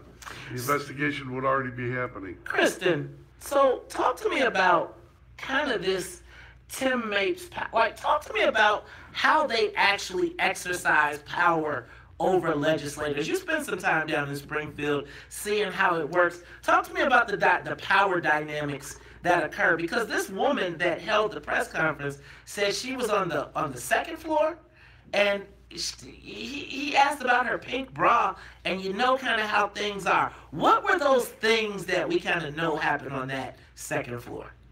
Well, it's such a good question, because this is how they exert power. It's not, they don't have to tell anybody how to vote. They don't have to twist arms. But if you need resources from the very beginning, when you decide that you're going to run for office or run for re-election, you have to get signatures to get on the ballot. Tim Mapes makes sure that he gets foot soldiers out for you, so you don't actually have to do any of the hard work. If somebody challenges your petitions, you have an attorney with the Democratic Party who will fight to keep you on the ballot. When you need legislation, you need staff directed by Tim Mapes to help you draw up legislation, to help you get votes, to help you get a roll call. You need a phone and a desk at the Capitol. You need a seat in the chamber. You need a parking spot. If you're one of the favorites, you might get to fly on the plane on the way home. So these are all the ways where they exert power that nobody quite understands. It's not just a tap on the shoulder and you need to vote this way or else. they create your livelihood for you. They help you get bills passed or not. And some of the punishment that I've heard over the years, if you do something they don't like, you might not get a bill introduced or called for a couple of years. They might move your seat in the House so that you're closer to the press box because nobody actually wants to sit by the press. So there are all these different ways that they try to manipulate lawmakers, and that's one of them. Kristen, I mean, we both work at the same place, but just in general in journalism, why hasn't all this about Tim Mapes, separate the crude comments he allegedly made? Why is this power business, this spider in the web thing, not been written about more or discussed more? Because he's feared. No, by us. Well, that's what I'm saying, because you have to have sources come to you and tell you that this has happened or go on the record, and like you can't report on it unless someone's going to admit to it, and it took Kelly Cassidy really the first one coming forward and pointing the finger at him. I have a story that I'd like to just share. So I don't know, many of you know that I used to be the political editor of the Chicago Defender. And I wrote a story called Illinois Minotti. And it broke down how the money flowed through Springfield, how law firms, etc. happened. That same call that Kelly Cassidy got, right, that the Sheriff's Department got, they made that same call to the Chicago Defender. And guess who ain't the political editor of the Chicago Defender? Allegedly. Let me make sure we put that allegedly so that there's no... But y'all, it's how it works. There is this way of going, and you know, the average Chicagoan would think you are having some conspiracy theory, but the way that it works, y'all, I do these mob charts. This essentially is you are looking at two underbosses that just got whacked. You are looking at capos catching it all over. And if you put it in that perspective, y'all, there's something real going on. That's why I said it was like the outfit. Ladies and gentlemen, this is the WVON Morning Show. We have a Reporters Roundtable. Attorney Ernest B. Fenton in the building. John Cass. Tamon Bradley, as well as Kristen McQuarrie. We'll come back. We'll continue this conversation. Live Everybody, look, you know YouTube just jumped off the chain, which means, so people got to show themselves on Facebook. They don't have to show themselves on YouTube. The YouTube numbers are jumping now. We just went from 12 viewers to 41, which means that everybody on YouTube, that's all of the Springfield people watching right now. Oh, yeah. Mike Madigan, you should say that. Mike Madigan, hey, Steve Brown. Could you come in? I don't need a little biscuit from you. I don't need a little tidbit. No, they not trying to give me you know what they trying to give me? They trying to give me a sandwich. And it's a go to sleep sandwich, right? They ain't trying. The biscuit program, they have already learned that the biscuits don't work for me. So now they're trying to use new tactics. It's like that movie Gladiator. They can't kill you first, they have to destroy your name. There you go. Charles's Choice Cass. Ask John. John, so every day at 8:30, Charles picks a old school song. Since he's not here today, would you like to pick an old school song? Tell song. Big stuff. You did that. We played that today already. Oh, you can't do it again. Well, you can't do it again. I don't know. I'll go Supremes. Anything by Superman? Oh, you know what I'll go? You know what I'll go? If I was your woman. Okay. It's the sexiest song in the world. Really? Come on, man. Was it? No, it wasn't the sexiest song in the world. Did you pull Mike Madigan on me and dry it up like that? Give me an apple, please. I need to cut my apple in. Right, let me stop. On the linen napkins. Linen napkins. Can I tell you, you want to know who was giddy? Who was damn near giddy about this? Pat Quinn. Pat Quinn. You want to talk about somebody who got just abused in Springfield by Mike Madigan? Partly it's his own fault. Okay? Talk to me. Well, you can't. You have to. This is not a game, Pat. This is a business. this. You can't do that. And you know what? Pat Quinn created Mike Madigan. Did he? You know this. No. Pat Quinn pushed something called the cutback amendment. Right, when all the so-called progressives to get rid of the so-called machine guys. And what it ended up doing is it cut out a third of the House and the Senate. And so who ended up with consolidated power? The four tops. You wouldn't have had like four tops before. But ever since then, there was the four tops. And the four tops being one guy's on top. And that's Mike Madigan. Do you think there's any conspiracy in here? Do you think that anywhere in this room? Yeah, because he's worrying me. He doesn't talk. I feel like I'm at the card game with the guy that doesn't talk. So you want to know who the sucker is? What's up, though? Do you? You know, I am really wondering how this guy gets out of this. Mike? Yeah. A couple more heads. We'll throw a couple more heads out the window. Ultimately, he gets out of it. God's help. And maybe Pritzker. Oh, what does Pritzker? Do you think Pritzker has anything to do with this? Do you think that they? No, Pritzker doesn't want to. He doesn't have the capacity or the ability to actually govern. He needs somebody to govern, and Mike Madigan's going to govern for him. But if Mike Madigan's weak, the only way he gets weaker is if Pritzker eggs on like the lefties, like Rosardi and those guys, and then what? It's chaos. Does Pritzker want to? Did he spend $200 million to get chaos? I feel like Pritzker, but it could be. Couldn't it be the $200 million to be governor? Good, Mike. Be my guest. Enjoy yourself. I'll have a biscuit when you win. Do you think that this is a great time to do the whacking though? Like if you were like this would be a great time to be able to push dude off the cliff. Like everybody just says it's time for you to go. Now Pritzker can be the governor, right? But you're saying he doesn't want to govern. But well, he wants to govern, but he doesn't know how to do it. So like Cullerton could take, because he could go to Cullerton. The guy who listened to the accountant that told him, let's have some non-union plumbers buy a mansion and rip out the toilets so you can get a $200,000 tax break. If a guy listens to that kind of crap, what happens when he's running the state? Just be careful of him. Oh Lord, it be. No? No, Do you think that this is going to get rid of Mike Madigan or weaken him? I think it's going to weaken him, but I was wondering, like, is this a death by 1,000 cuts? Does somebody get wise? Like, if it's me and I see this, so say I'm Kelly Cassidy, and I say, shit, I got momentum here. The media is with me. I'm going to jump on this, and I'm going to pound this thing, and I'm going to shame every...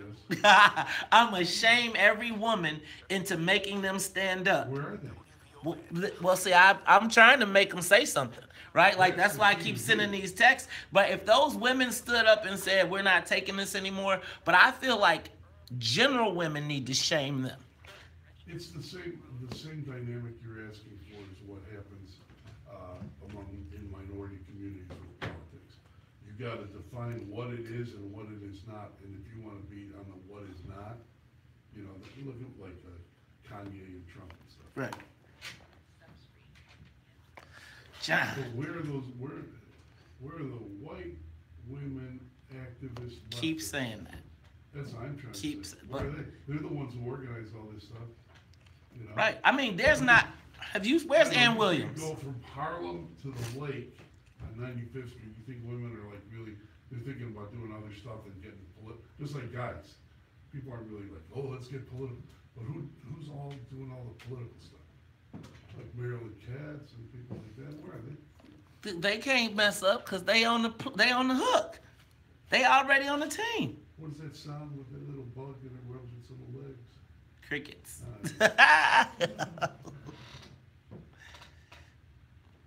So this is your counselor, and he stays here in case you. He's today he's serving as a consigliere. He's chilling out. I'm like, man, I'm trying to.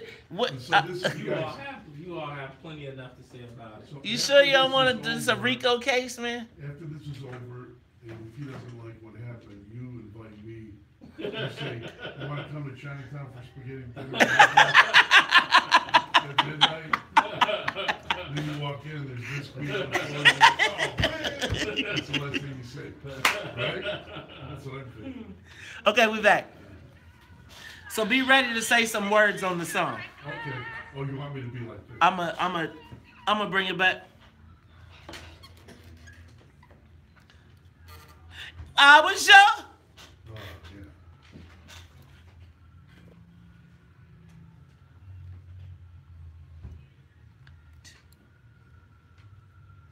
I never.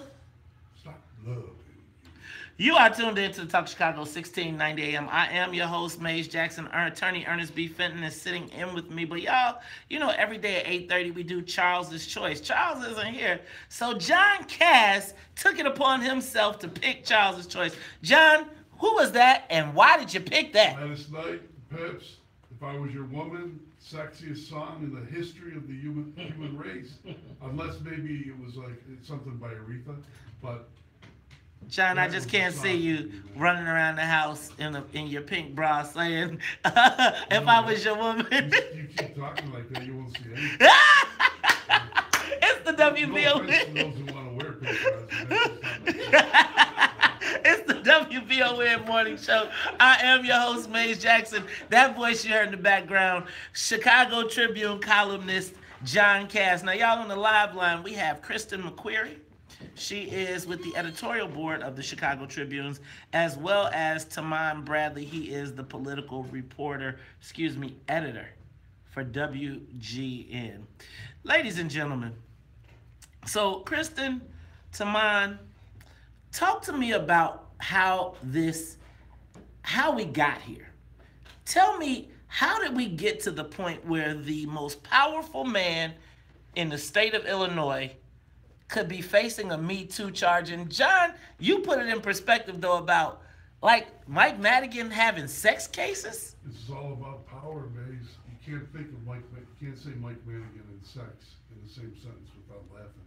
But if you say Mike Madigan and power, that's what it is. So if sexual harassment is about power, because we keep hearing that from all the feminists, and they're right, but even the feminists who aren't showing up on this one, they're hiding on this. It's all about power. So if you have your guys enforcing things, they're going to talk like this or be like this. Whether it's telling that woman not to wear a bra or not to have a pink bra so she won't show it to the judge, or telling the male representative or female, don't you say that, you're out of line, you're done. Yeah. Go ahead, Attorney Fenn. Yeah, so the distinction here is this is either an evolution or a devolution of the Me Too issue. Because the original Me Too issue was about sexual harassment. But what he is now suggesting is that it's not sexual harassment, but it's more discrimination. Well, let me ask you this. Kristen, how did we get here? Like, how do we even get to a point where Illinois government is about to be challenged, put in an uproar over sexual harassment claims? To both of those points, I think this is something that starts at the top, a culture at the top. And Madigan has been put on his heels a little bit, and he put out a notice a month or so ago saying, this absolutely won't be tolerated. But the fact is, it has. And this is not just a Democratic problem. This is a power problem on the Republican side, too. Springfield is a place where lawmakers go down and stay for 2 or 3 days at a time. They go out drinking at night. It's long been kind of like the Las Vegas atmosphere of Illinois, where you see lawmakers getting on and off elevators and they're both married and people raise their eyebrows. And I think it's just been tolerated. And this is going to be a new movement where it's not going to be tolerated anymore. You are down there to do the people's business, and hopefully going forward you won't see this kind of behavior. And the power of it, I think, is a political problem. I mean, look, of course there are Republican examples of this, but it's not out there. A light hasn't been shined on Republican lawmakers who are misbehaving yet. As we move forward, it's absolutely about unchecked power for 3 decades. J.B. Pritzker put out a statement yesterday saying that it should be investigated. There should be an independent investigator, and that Mapes should be suspended and then ultimately terminated. And then, of course, Madigan got out in front of that. But J.B. Pritzker is very cautious in how he addresses Mike Madigan and whether or not he should continue to lead the Democratic Party going forward and be Speaker of the House. Chuy Garcia, at the Democratic Convention, encouraging progressives to get behind Mike Madigan because he would be their champion. I mean, so those are two people who could potentially stand up to Mike Madigan and change the culture and perhaps, end his power, but Democrats continue to fall in line. And so until Me Too also hits some of the Republicans in Springfield, I think it's uniquely a Democratic issue going forward. Where are the Democratic women? The Democratic powers, the way that the Democratic Party has operated in Illinois. Where are the pink pussycat hat women? Where are they right now? And the men who were right. Where are the? I'm gonna say this. Kristen and I have been tweeting you and Marianne Ahern. I think John, I might hit you with it too. The silence of Democratic women in the legislature for their colleague, their subordinates, the silence is deafening. I remember the day when the women all had their black on. And speaking of black, didn't Tim Mapes made fun of them for wearing black? Said, y'all can't tell me to wear black. I'm gonna wear blue today. I ask, where are the women? Where are the women, Kristen? Kristen, I was adamant about when we did this show having you on because I feel like part of this is not the women bear some responsibility here in standing up because we have a culture of protecting predators here in Illinois, is what I see. It's been really disappointing. I've been calling them out on Twitter as well because a lot of them, it's not hard to find. Go through their social media accounts and you'll see where they're talking about it's a new day in Springfield. We're not going to tolerate this anymore. Many of them sit on these ethics commissions that have been looking at complaints. They, like you said, wore black in solidarity on the day of Rauner's State of the State address. And nothing. I have heard nothing from the men and women except for Kelly Cassidy, who came forward, and maybe one or two long. Where's Susanna Mendoza? I mean, because she is, where's she at? We reached out to her office yesterday. They did not get back to us. So Marilyn Katz hold a news conference with all her crew? I didn't hear that. I haven't seen it. I mean, Susanna Mendoza, the comptroller, one of Madigan's closest allies, she spoke at the women's rally. She's got pictures all over her Twitter account speaking at the rally, and it's awfully quiet. I think she did come out with a statement yesterday after Mapes had stepped down. Well, that doesn't take a lot of courage when he's gone. The courage should have been in the past few months leading up to this moment. Can I ask, somebody's got to know he's resigned, right? He wasn't fired. He resigned at my request, according to the speaker. So then does that mean the speaker says, at my request, you still get your pension, whatever that is? It's got to be a good one. Does he he's still going to get his pension, yeah. Oh, nice. What is... That's $167,000 a year, I think I read on CapFax. Don't you think we should change the way we report things and say, like, Mapes Democrat or Mapes Republican? We should just say whatever the guy's name is or woman's, and then put their pension, yearly pension, and the parent, y'all be bogus for that. Could you put it if they had 2 or 3? Look, it's the Talk of Chicago, 1690 AM. Y'all, we are having probably one of the most informative shows we've had in a minute. John Cass, Tamon Bradley, Christian McQuarrie, Ernest B. Fenton. Hey, y'all, and I'm just trying to referee. It's the WVON Morning Show. When we come back, we will close this thing out. Will Mike Madigan survive? Who knows? We'll talk about it all when we come back. More of the morning show with Maze. Thanks for the song. John Cass, thank you very much. Thank you very much. Now we're on YouTube and Facebook. Hey, Mike Madigan. Say whatever you want. Steve Brown, all you Democrats and Republicans who are listening. Who's the guy that Rauner just said? Because Republicans are involved too.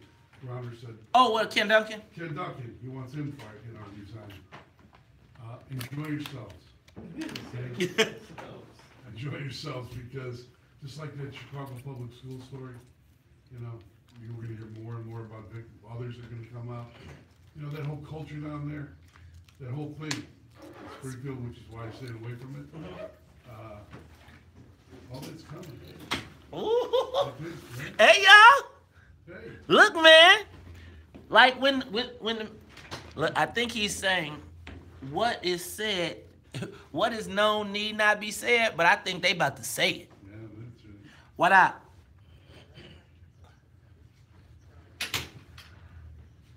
Is it the devolution or the evolution of it? Is it recognizing that it's not just guys and sex, but people and how they use power? Right? See, that's it. Power for sex. Otherwise, you wouldn't have all those bad guys that, you know, bad guys like me that's serving on Rush with beautiful supermodels. I don't know how that works. I do. I can tell you how it works. Some kind of power thing. Right? It's not the It's money and power. Right? Man.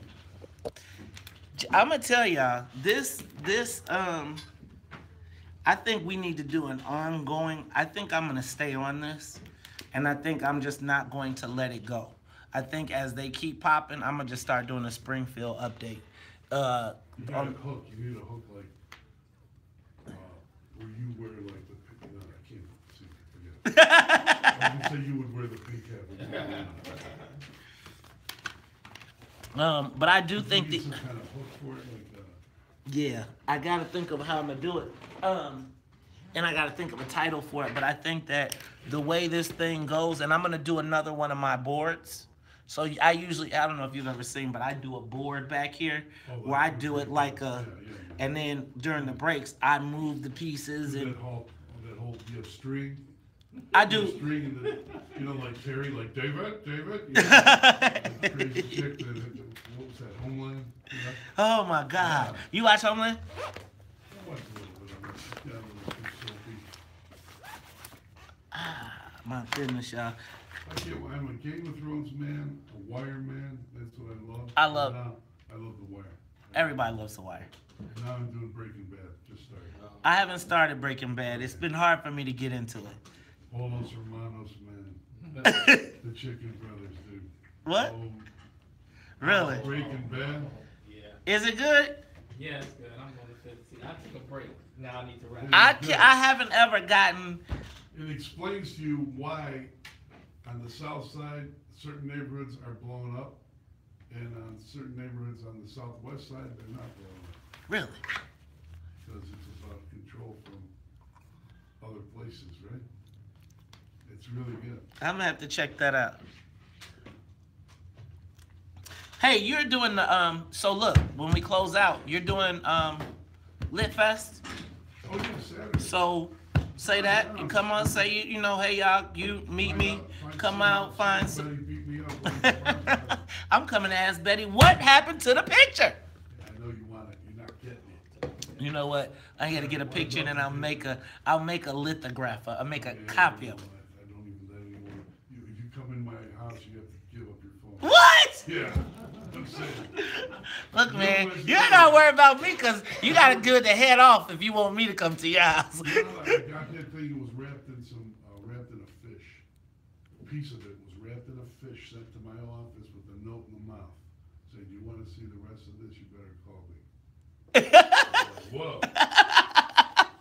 Eric Brightfield, poor man's dead now. He did this with this huge printer, and Ron saw it and said, "Give me that."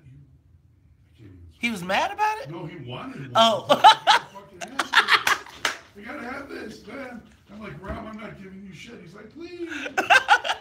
So Eric made a copy, and we went over to the city hall, gave one for Christmas, and they all ragged on me for being mushy. Cozy with me. Right. That's me. You can't even speak to dude, and they'd be like, you're a fucking sellout. Me and you. Oh, baby. Don't worry about. Don't worry about a damn thing needless to say. Really want you like you could make me happy. This is our last week of the tribute. Huh? Our last week of the tribute. Say that too. Let's get personal, just me and you, just me and you.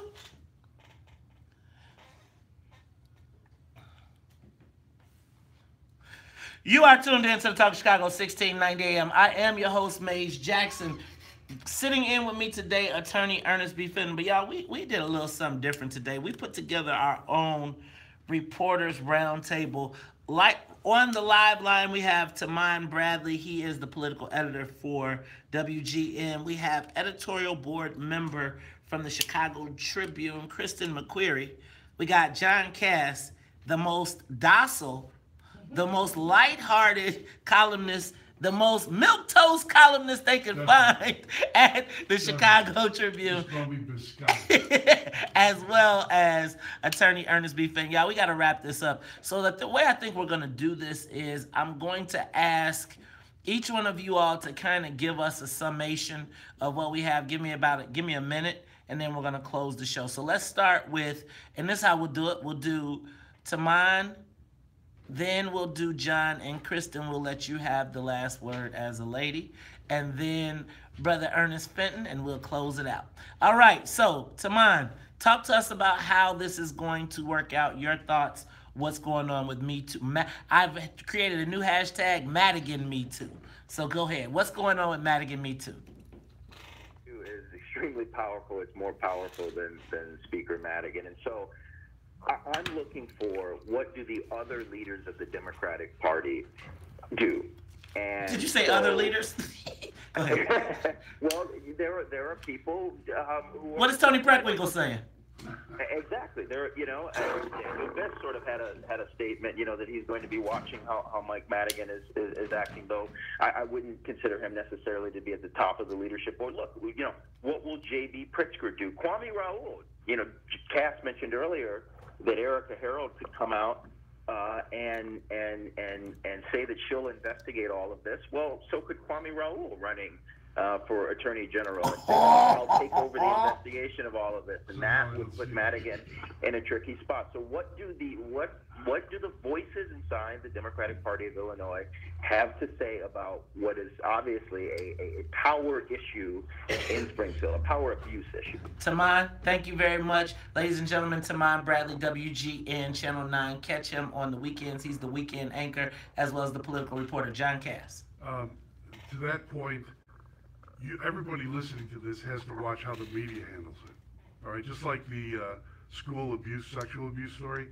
Are they going up to the mayor's face? Are they going in right up to him saying, what do you think of Mike Madigan and this? If they're not going up to Tony Preckwinkle, Tony, what about this? They're not doing that because they won't do that. Because that's not how they do. They wait until there's blood in the water and then they jump. And there's blood in the water now. Kristen. I agree with that. I think unless there's something that directly links Madigan to some of this retaliation, he will stay in power. I think getting rid of Tim Mapes will kind of keep everybody quiet and satisfied for now. It would take more women coming forward and a more direct link to the speaker to actually oust him, in my opinion. Ernest B. Fenton. I say to people all the time, there is a reason I am me. And there is a reason Madigan is Madigan. And maybe he's outsmarting all of you because he got out in front of it. He fired the people. He sacrificed who he needed to sacrifice. And he'll just turn the story on everyone talking right now. I want to encourage everybody out here to Google YouTube Monty Python.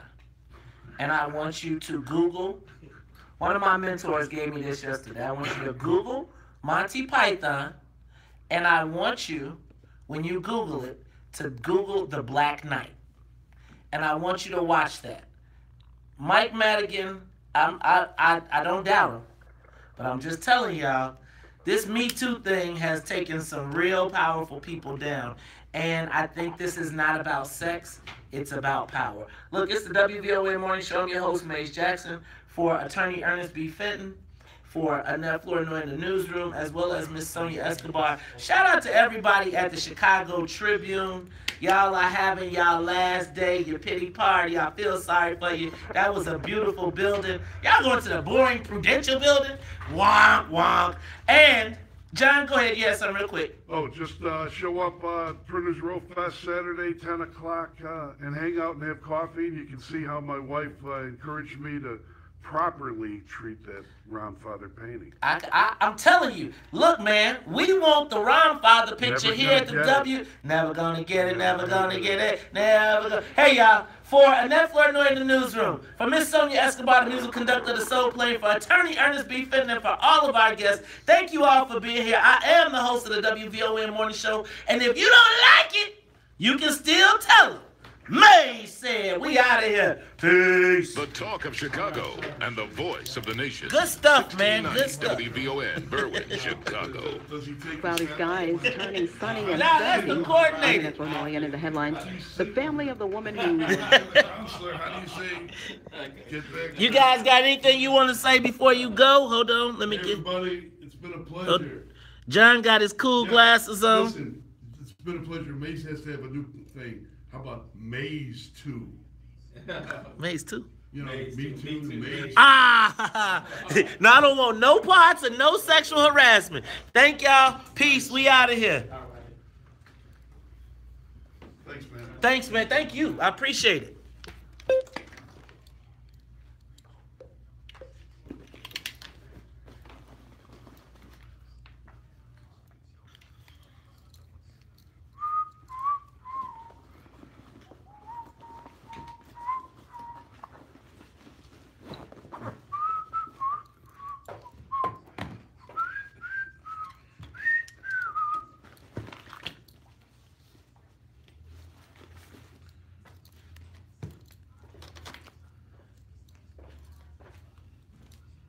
Let's get personal.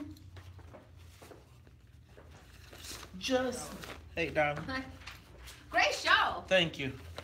What's the address for today? 2237 West Madison.